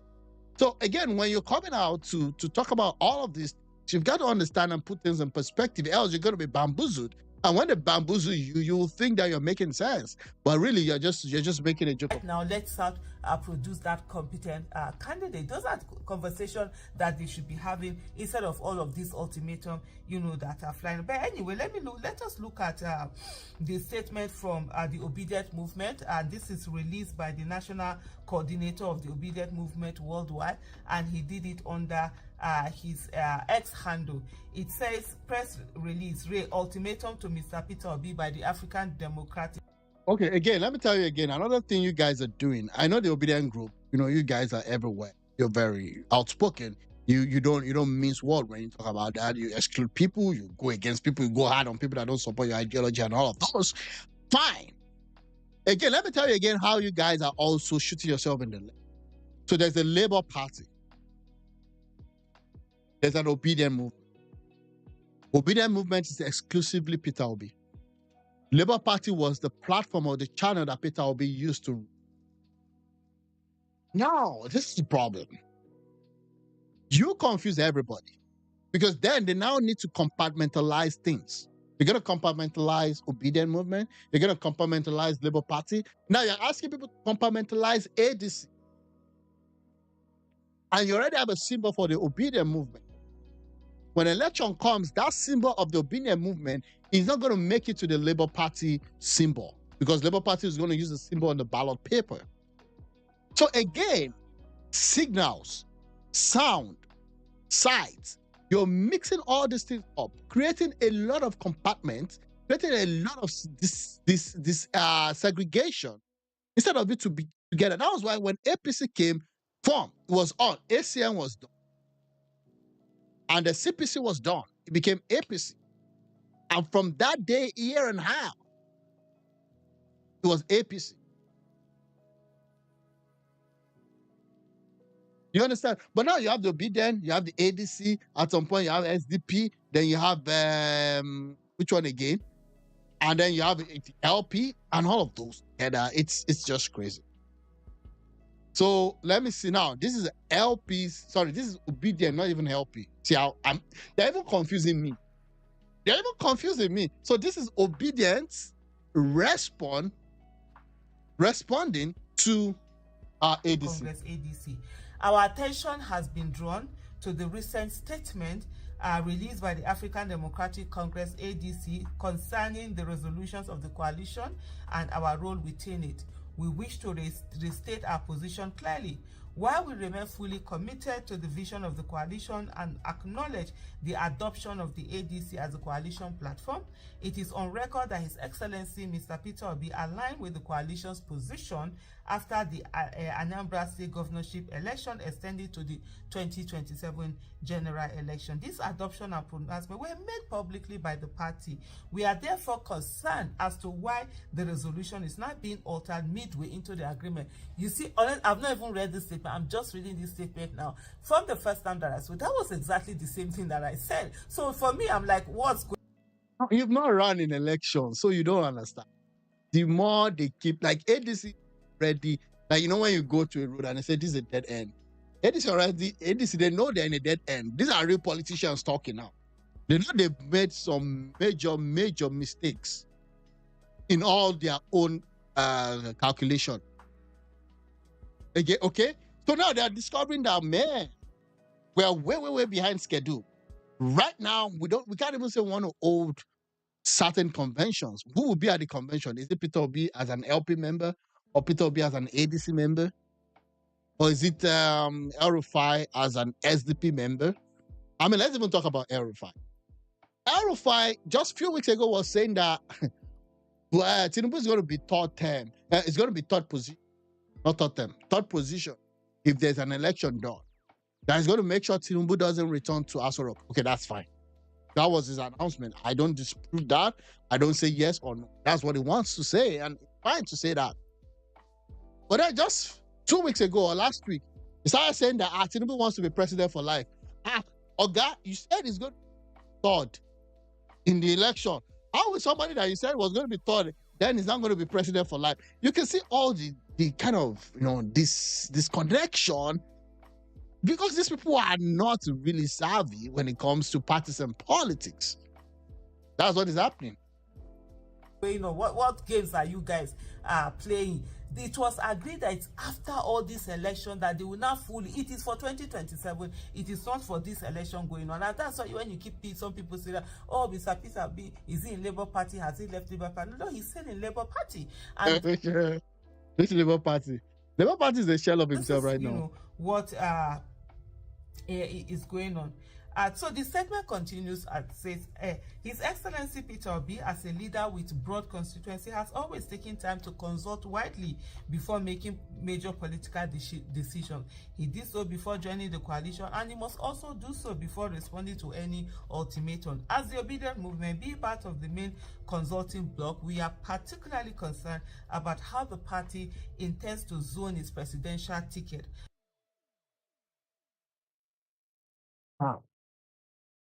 Give me free ticket or nothing.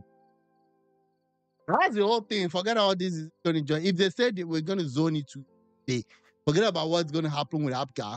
I mean, Peter Obi's APGA candidate is not even going to win the election in Anambra. I said Peter Obi APGA candidate. Peter Obi's LP or ADC, whatever candidate, is not going to win the APGA election. He's not going to win the state election. How am I talking like this? Soludo is going to be returned as the governor.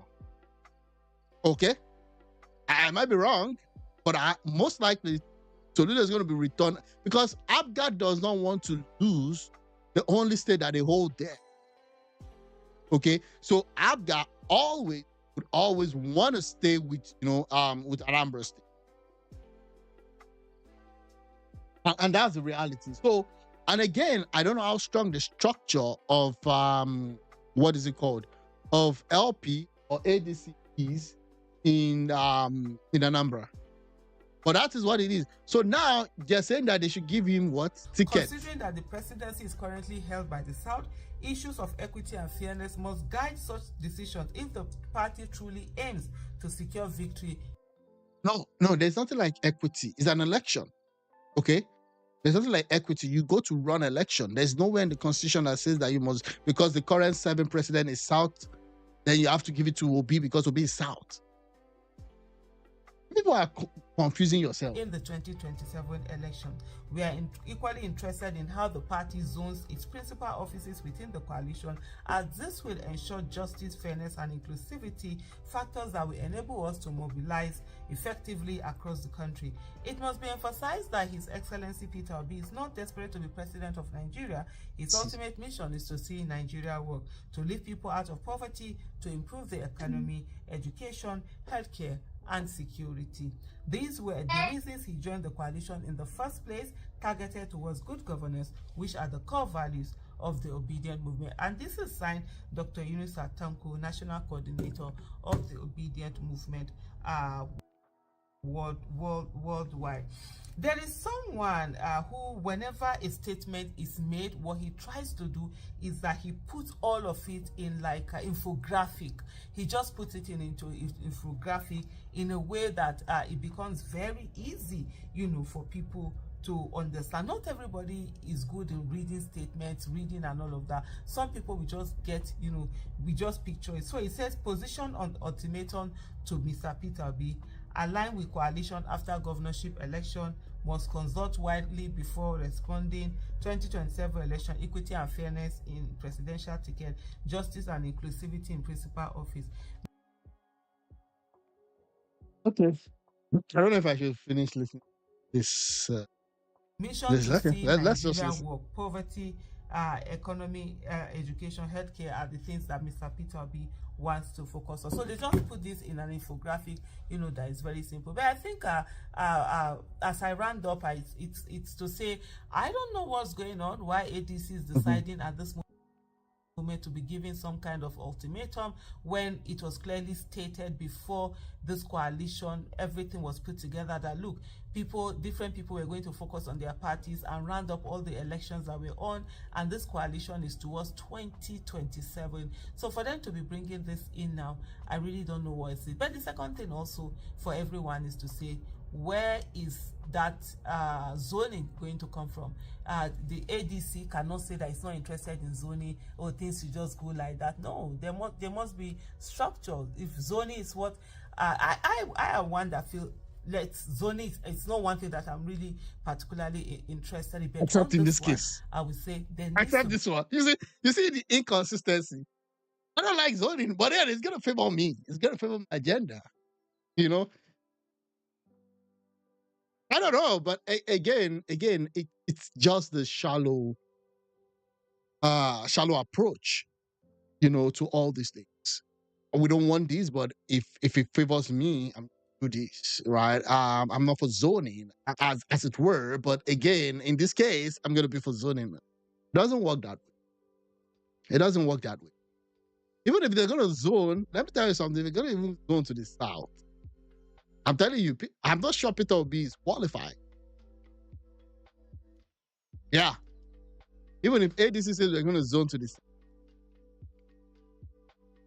I'm not sure. I'm not sure. Because again, you're saying that for you to be known, for you to be recognized, you have to, at a certain point in time, go against the party that has helped you. I mean, I think we brought this guy Obi to a national, stage. And again, there's an argument that, okay, fine, they brought Peter Obi to a national stage, but they also brought Okowa to a national stage. How come Okowa is at the lower end and Obi is like, the almighty? Yeah, it's a party affairs. To that, I would say, I don't know. Two people are not the same. So there's also an Obi factor in that. But again, for someone that left him when he needed him most and ran away to help him, and then you think that you should give him the key to the kingdom, that it won't work that way. Yeah, they might have had an agreement, but then again, who gave them that format? That format was dead on arrival. Whoever gave them that format to say everybody go and be doing your things, and then December 2026 come together towards 2027 or maybe mid 2026 or even early 2026. I'm saying that right now, you guys are late. You don't understand. You're late. Because there are certain things that needs to be done. So it is what it is.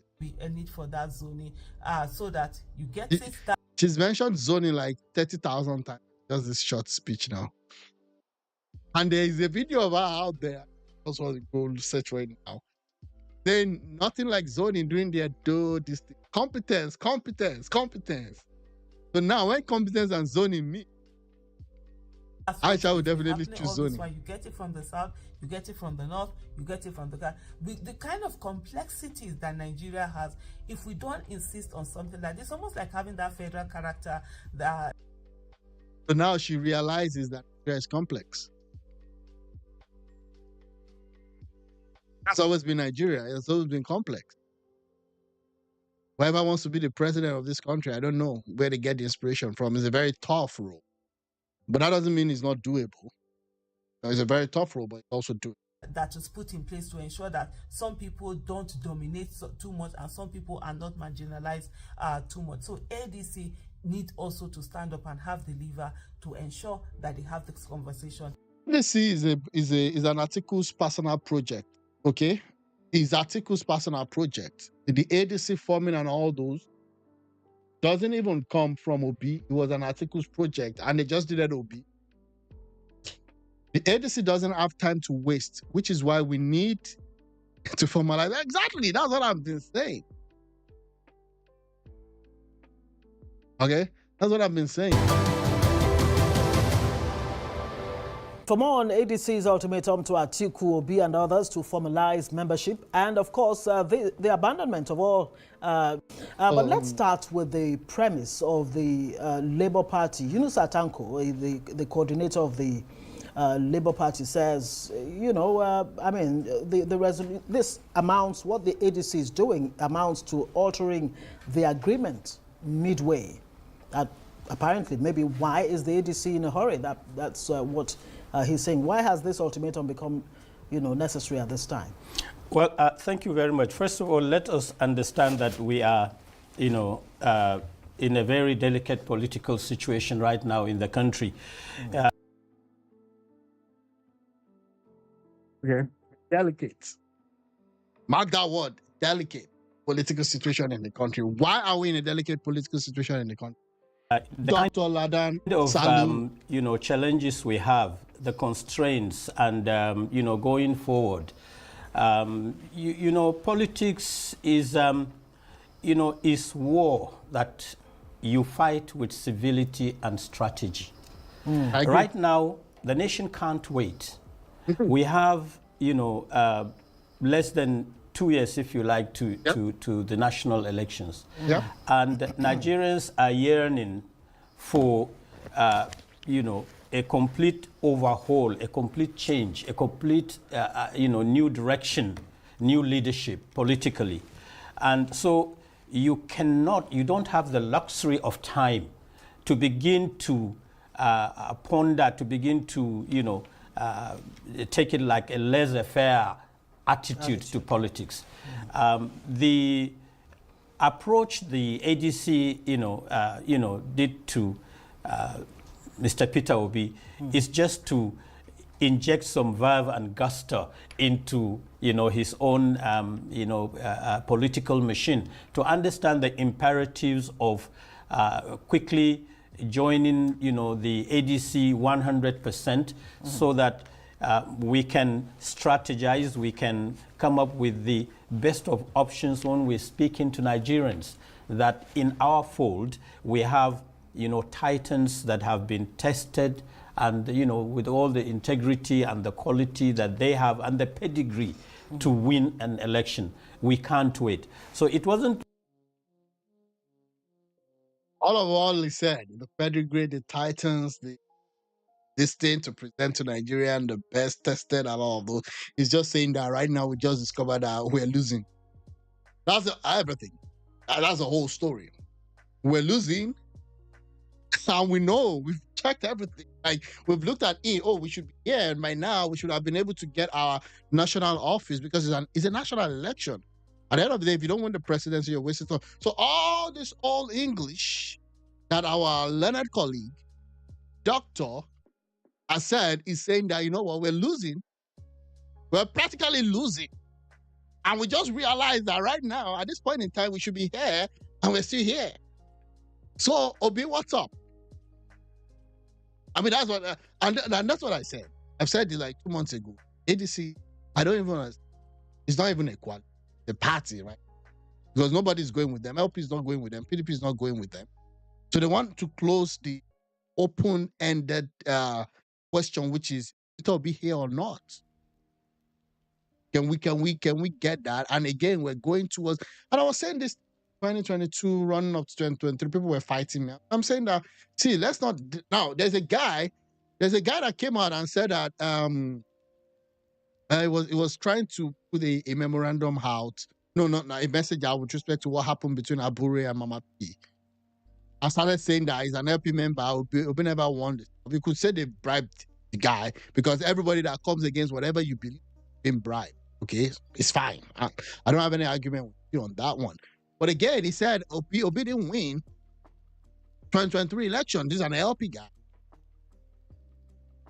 And again, have you also noticed that PDP never says they won or they became second? They always say Obi won. That's why the fact that PDP has a very well organized political party participation strategy. So they know all the numbers. They know they didn't win. They know Obi didn't win. But they just want to use Obi to kind of push based on this propaganda that he won. That's why the fact that they had almost everything in Southeast. They won Lagos, they won Abuja. But one way or the other, they still lost. Because there was cheating. So all what this man is saying is that they've realized that they're in an hot soup right now. When it comes to 2027, you don't need to go get to 2027 for you to know who's going to lose. And who's going to lose big. Right now, ADC is more in life support machine. Because you didn't get any governors to come with you. You didn't get any senators to come with you. The only honorable that is an ADC member that won on his own, he said that he doesn't recognize you guys. Meant to, like, raise any negativities about, our approach in asking, Mr. Peter Obi to kind of hurry up and join the coalition so that we can perfect our own, strategies going forward. This directive, is it targeted at the presidential, at least those who have, indicated interest in running for president in this coalition?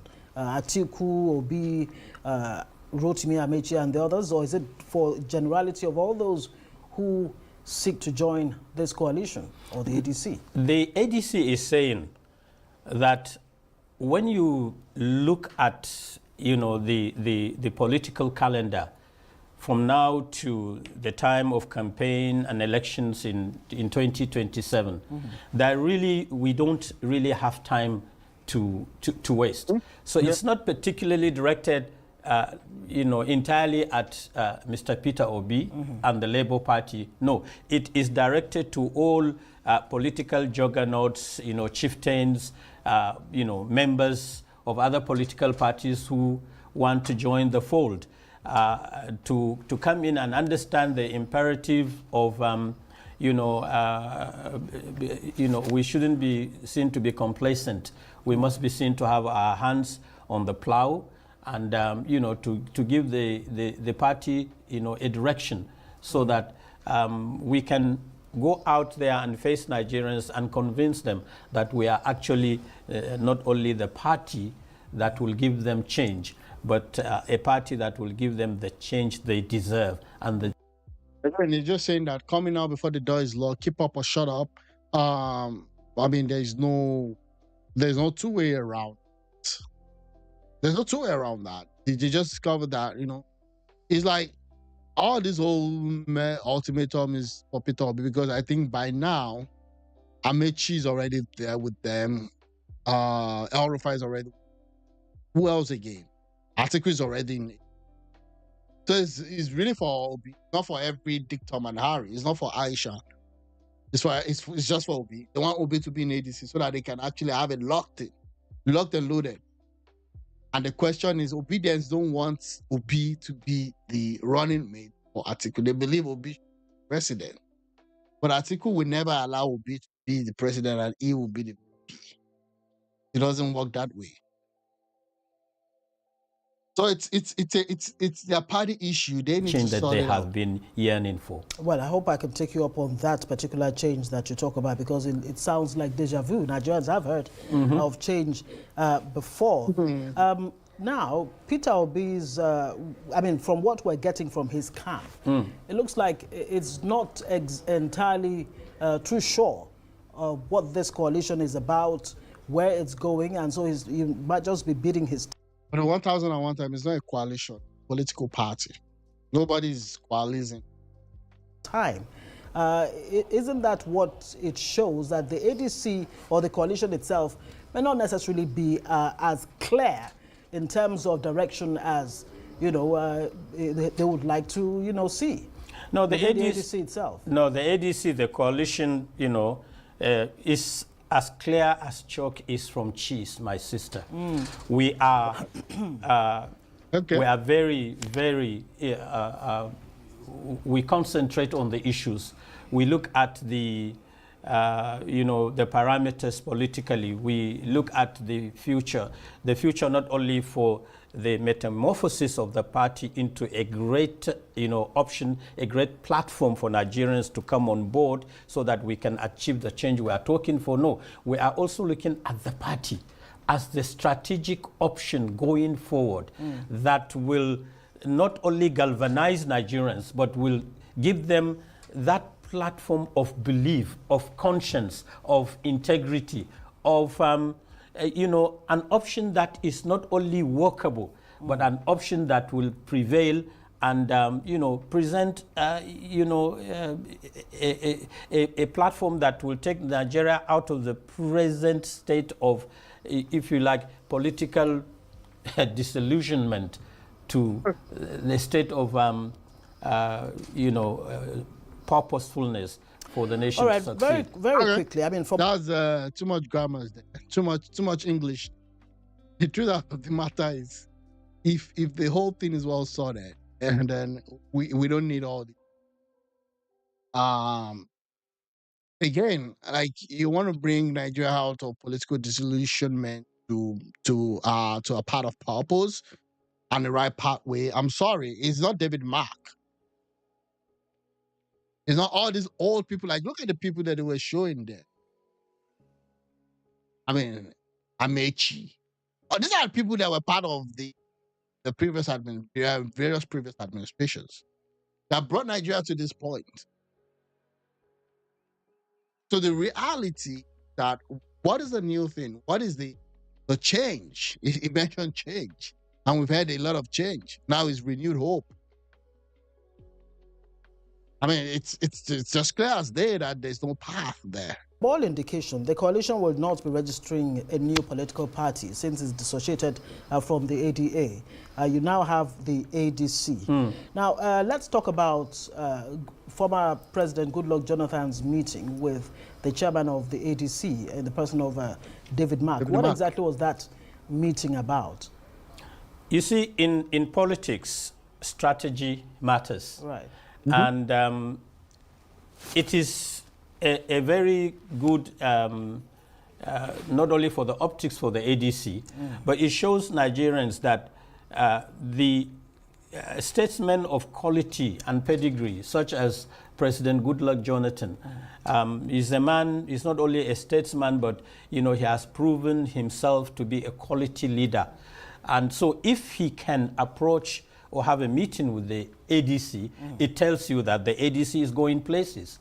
And we expect... Again, I don't know. When you talk about quality leader, I'm not sure I'm going to rank Goodluck as one. The only thing I give to Goodluck's fact that he did the INEC reforms, he handed over peacefully. Outside that, all the 6 years that he reigned was from one chaos to another. Boko Haram running wild, the reserves emptied, the stock exchange was really in mystery. There was really nothing, okay, outside the fact that he conducted an election and he handed over and there was peace. That was one of the first political parties where you won't have people killed. I give that to him. But when it comes to governance, those 6 years that he reigned, I'm sorry, there's nothing to show for it. Expect these meetings to happen it is in the process of, you know, calibration politically, of interface, of, you know, integration, of reaching out, of deepening stakeholding. Is he a likely candidate for the ADC or nominee or aspirant? No. Every person that has quality that can provide leadership for Nigerians is welcome on board. We are. I don't know if it's not going to be any running candidate. I'm even kind of bewildered and kind of surprised that people would want to put Good Luck out there to run again. How? How? How? In what way? In what way? What were the reforms? Oh, they didn't allow him to do the stuff. Okay, fine. Yeah. Okay. And what other thing?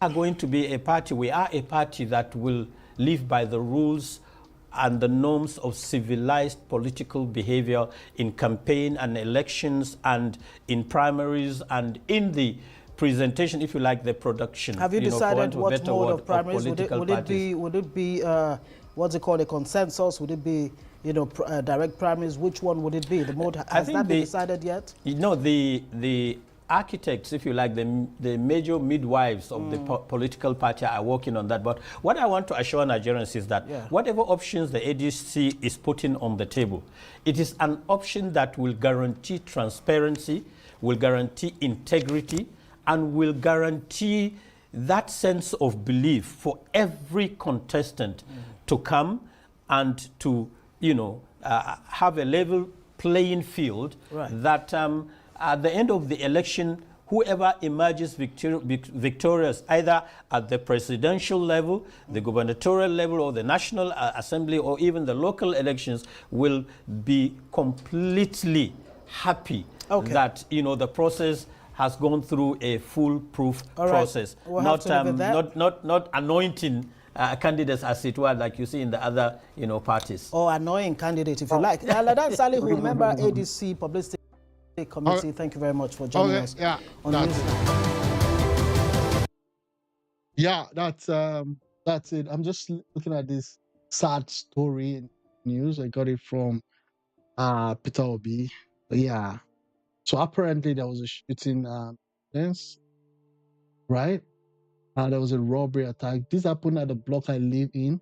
I was the first victim to be attacked right in the heart of Abuja. Man, I don't wish anyone the thing I witnessed. When I'm ready, I'll share the details. For now, may the soul of the parent. What? Robbery incidents in Abuja? What's happening? Sad. So this lady, she's a TV news anchor, right?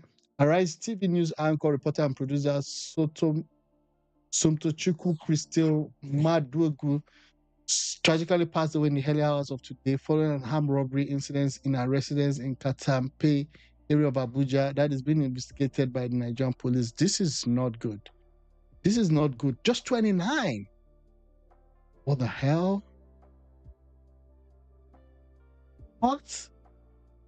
But I thought security was getting better in Abuja. This is not good. This is not good. There's no hope in Nigeria. The insecurity in this country, so this is painful. This is really heartbreaking. Insecurity continues to cut short bright future. A young, promising. I mean, there needs to be an expedited action to bring whoever is responsible for this thing, bring them to book. So unfortunately, Abuja insecurity has been on the rise since 2020. You know, it has been on the rise before 2020. This was the final straw for me. I was out of town for work and my wife's kids were held at gunpoint in our estate. My neighbor was caught badly with a machete. My daughter is still traumatized. This is painful. This is painful. This is heartbreaking. No one decides to live their life like this. Rest in peace. What? No one is saving Nigeria. You could literally be in your house. Wow. Nigeria. No. We once had a country. Well, we've never really had a country. This is painful. This is painful. This is painful. What? I think Obi also tweeted. Well, this again. It's such an honor to be on your show. You're doing amazing. Hi, Kachi. Thank you for having me again. It's such an honor to be on your show. You're doing amazing as usual. The whole debacle, honestly, is quite alarming, but I will say not so surprising, just because we're aware of the xenophobic, traits of the people that we're talking about. In pageantry, there's something that we call kind of crossover queens. So, for example, like me, I have dual citizenship as well. I'm British and I'm also Nigerian. And even though I identify more with my Nigerian side, if I wanted to compete for Miss Universe Great Britain, I would have every right to do so. I did a little bit of research before coming here, and I realized that to be South African, there are a number of things that qualify you for being South African, like being born there and just a bunch of other things that you would qualify you for South African citizenship. And from what I've seen, Chidinma should actually be regarded as a South African. I don't believe that she has a Nigerian passport. I don't believe that she has any sort of Nigerian citizenship attributed to her. And so it should be two things. The pageant organization should have done their due diligence to ensure that she had the right to appear on their pageant. Guys. And if they later on found out that she wasn't. Sorry. Somi, go on, please. And if they later on found out that she wasn't qualified, or she, there were questions as to her citizenry. That was quite unfortunate. Why would they just cut everything? Anyways. In particular, are very, very exposed to a lot of scrutiny, a lot of, in this era that publicized. I do feel for her because she had an opportunity. You could tell that she really, really wanted to represent South Africa. On the bright side, Miss Universe Nigeria has said to her, if you want to compete, come on over. And I think that would be amazing. She's beautiful. Her work is killer. Her body is amazing. She speaks amazingly well. I think it will be great. Wow. She's no more. This person talking is not. Wow.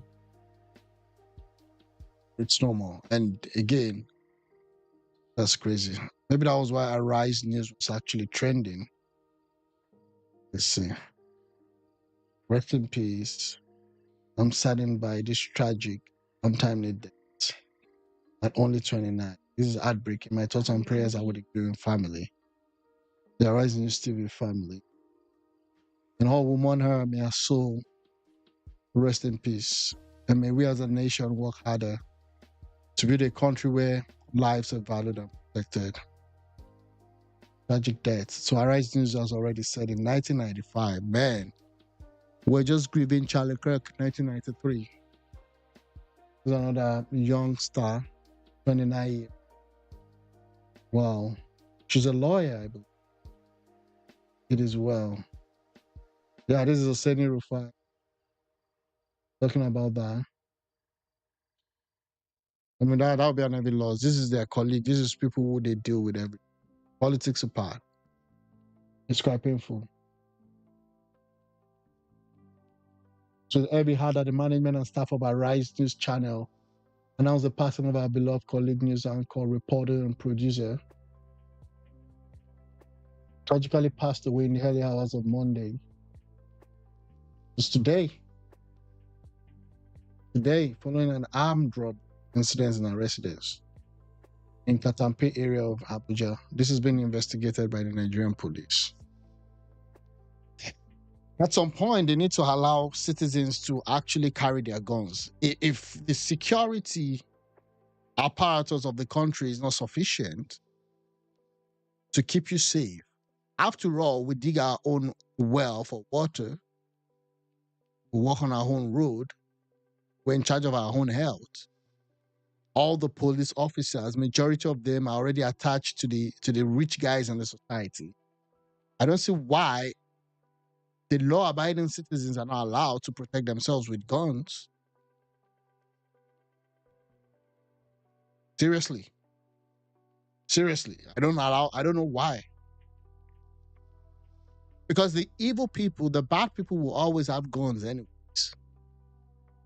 I mean, this is what happens in the north. Some people just get into people's house overnight and then kill individuals, family members, children, kill able-bodied men, and they can't defend themselves.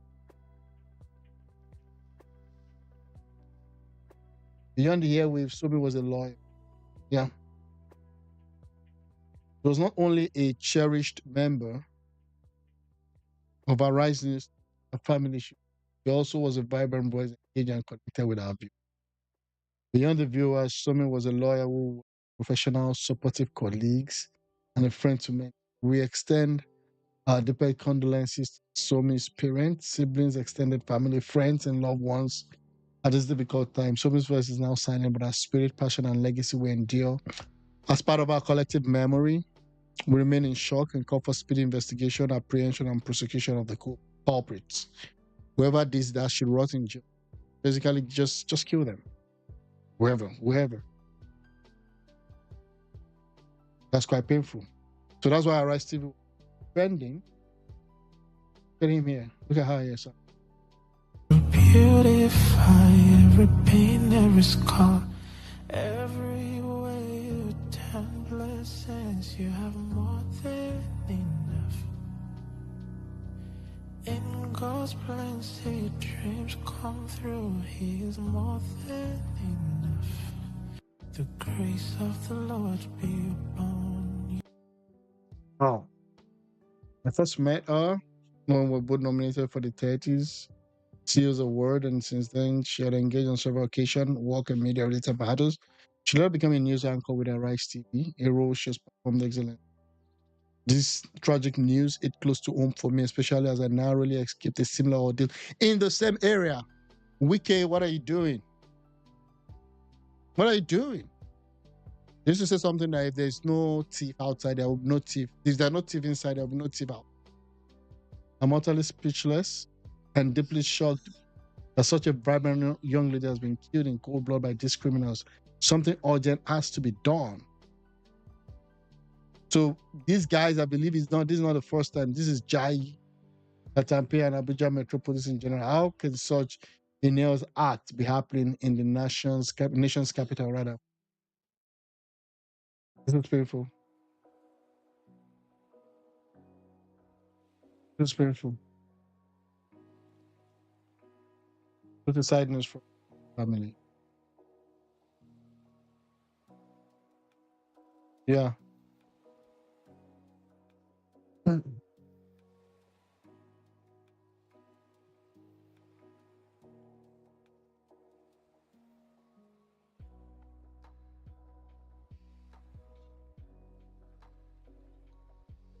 Wow. Wow. Wow. Always thought Timmy was quite a calm one. What is this? Wow, she's even December born. Wow.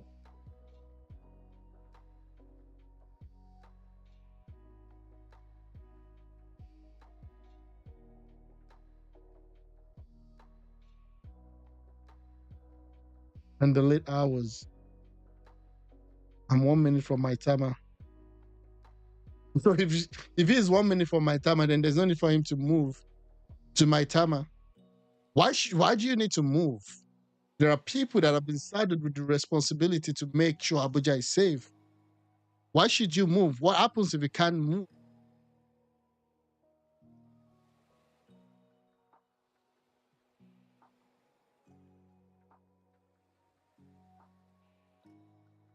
Okay, so that's it. Yeah, I'm going to talk about this INEC chairman thing. It's so painful.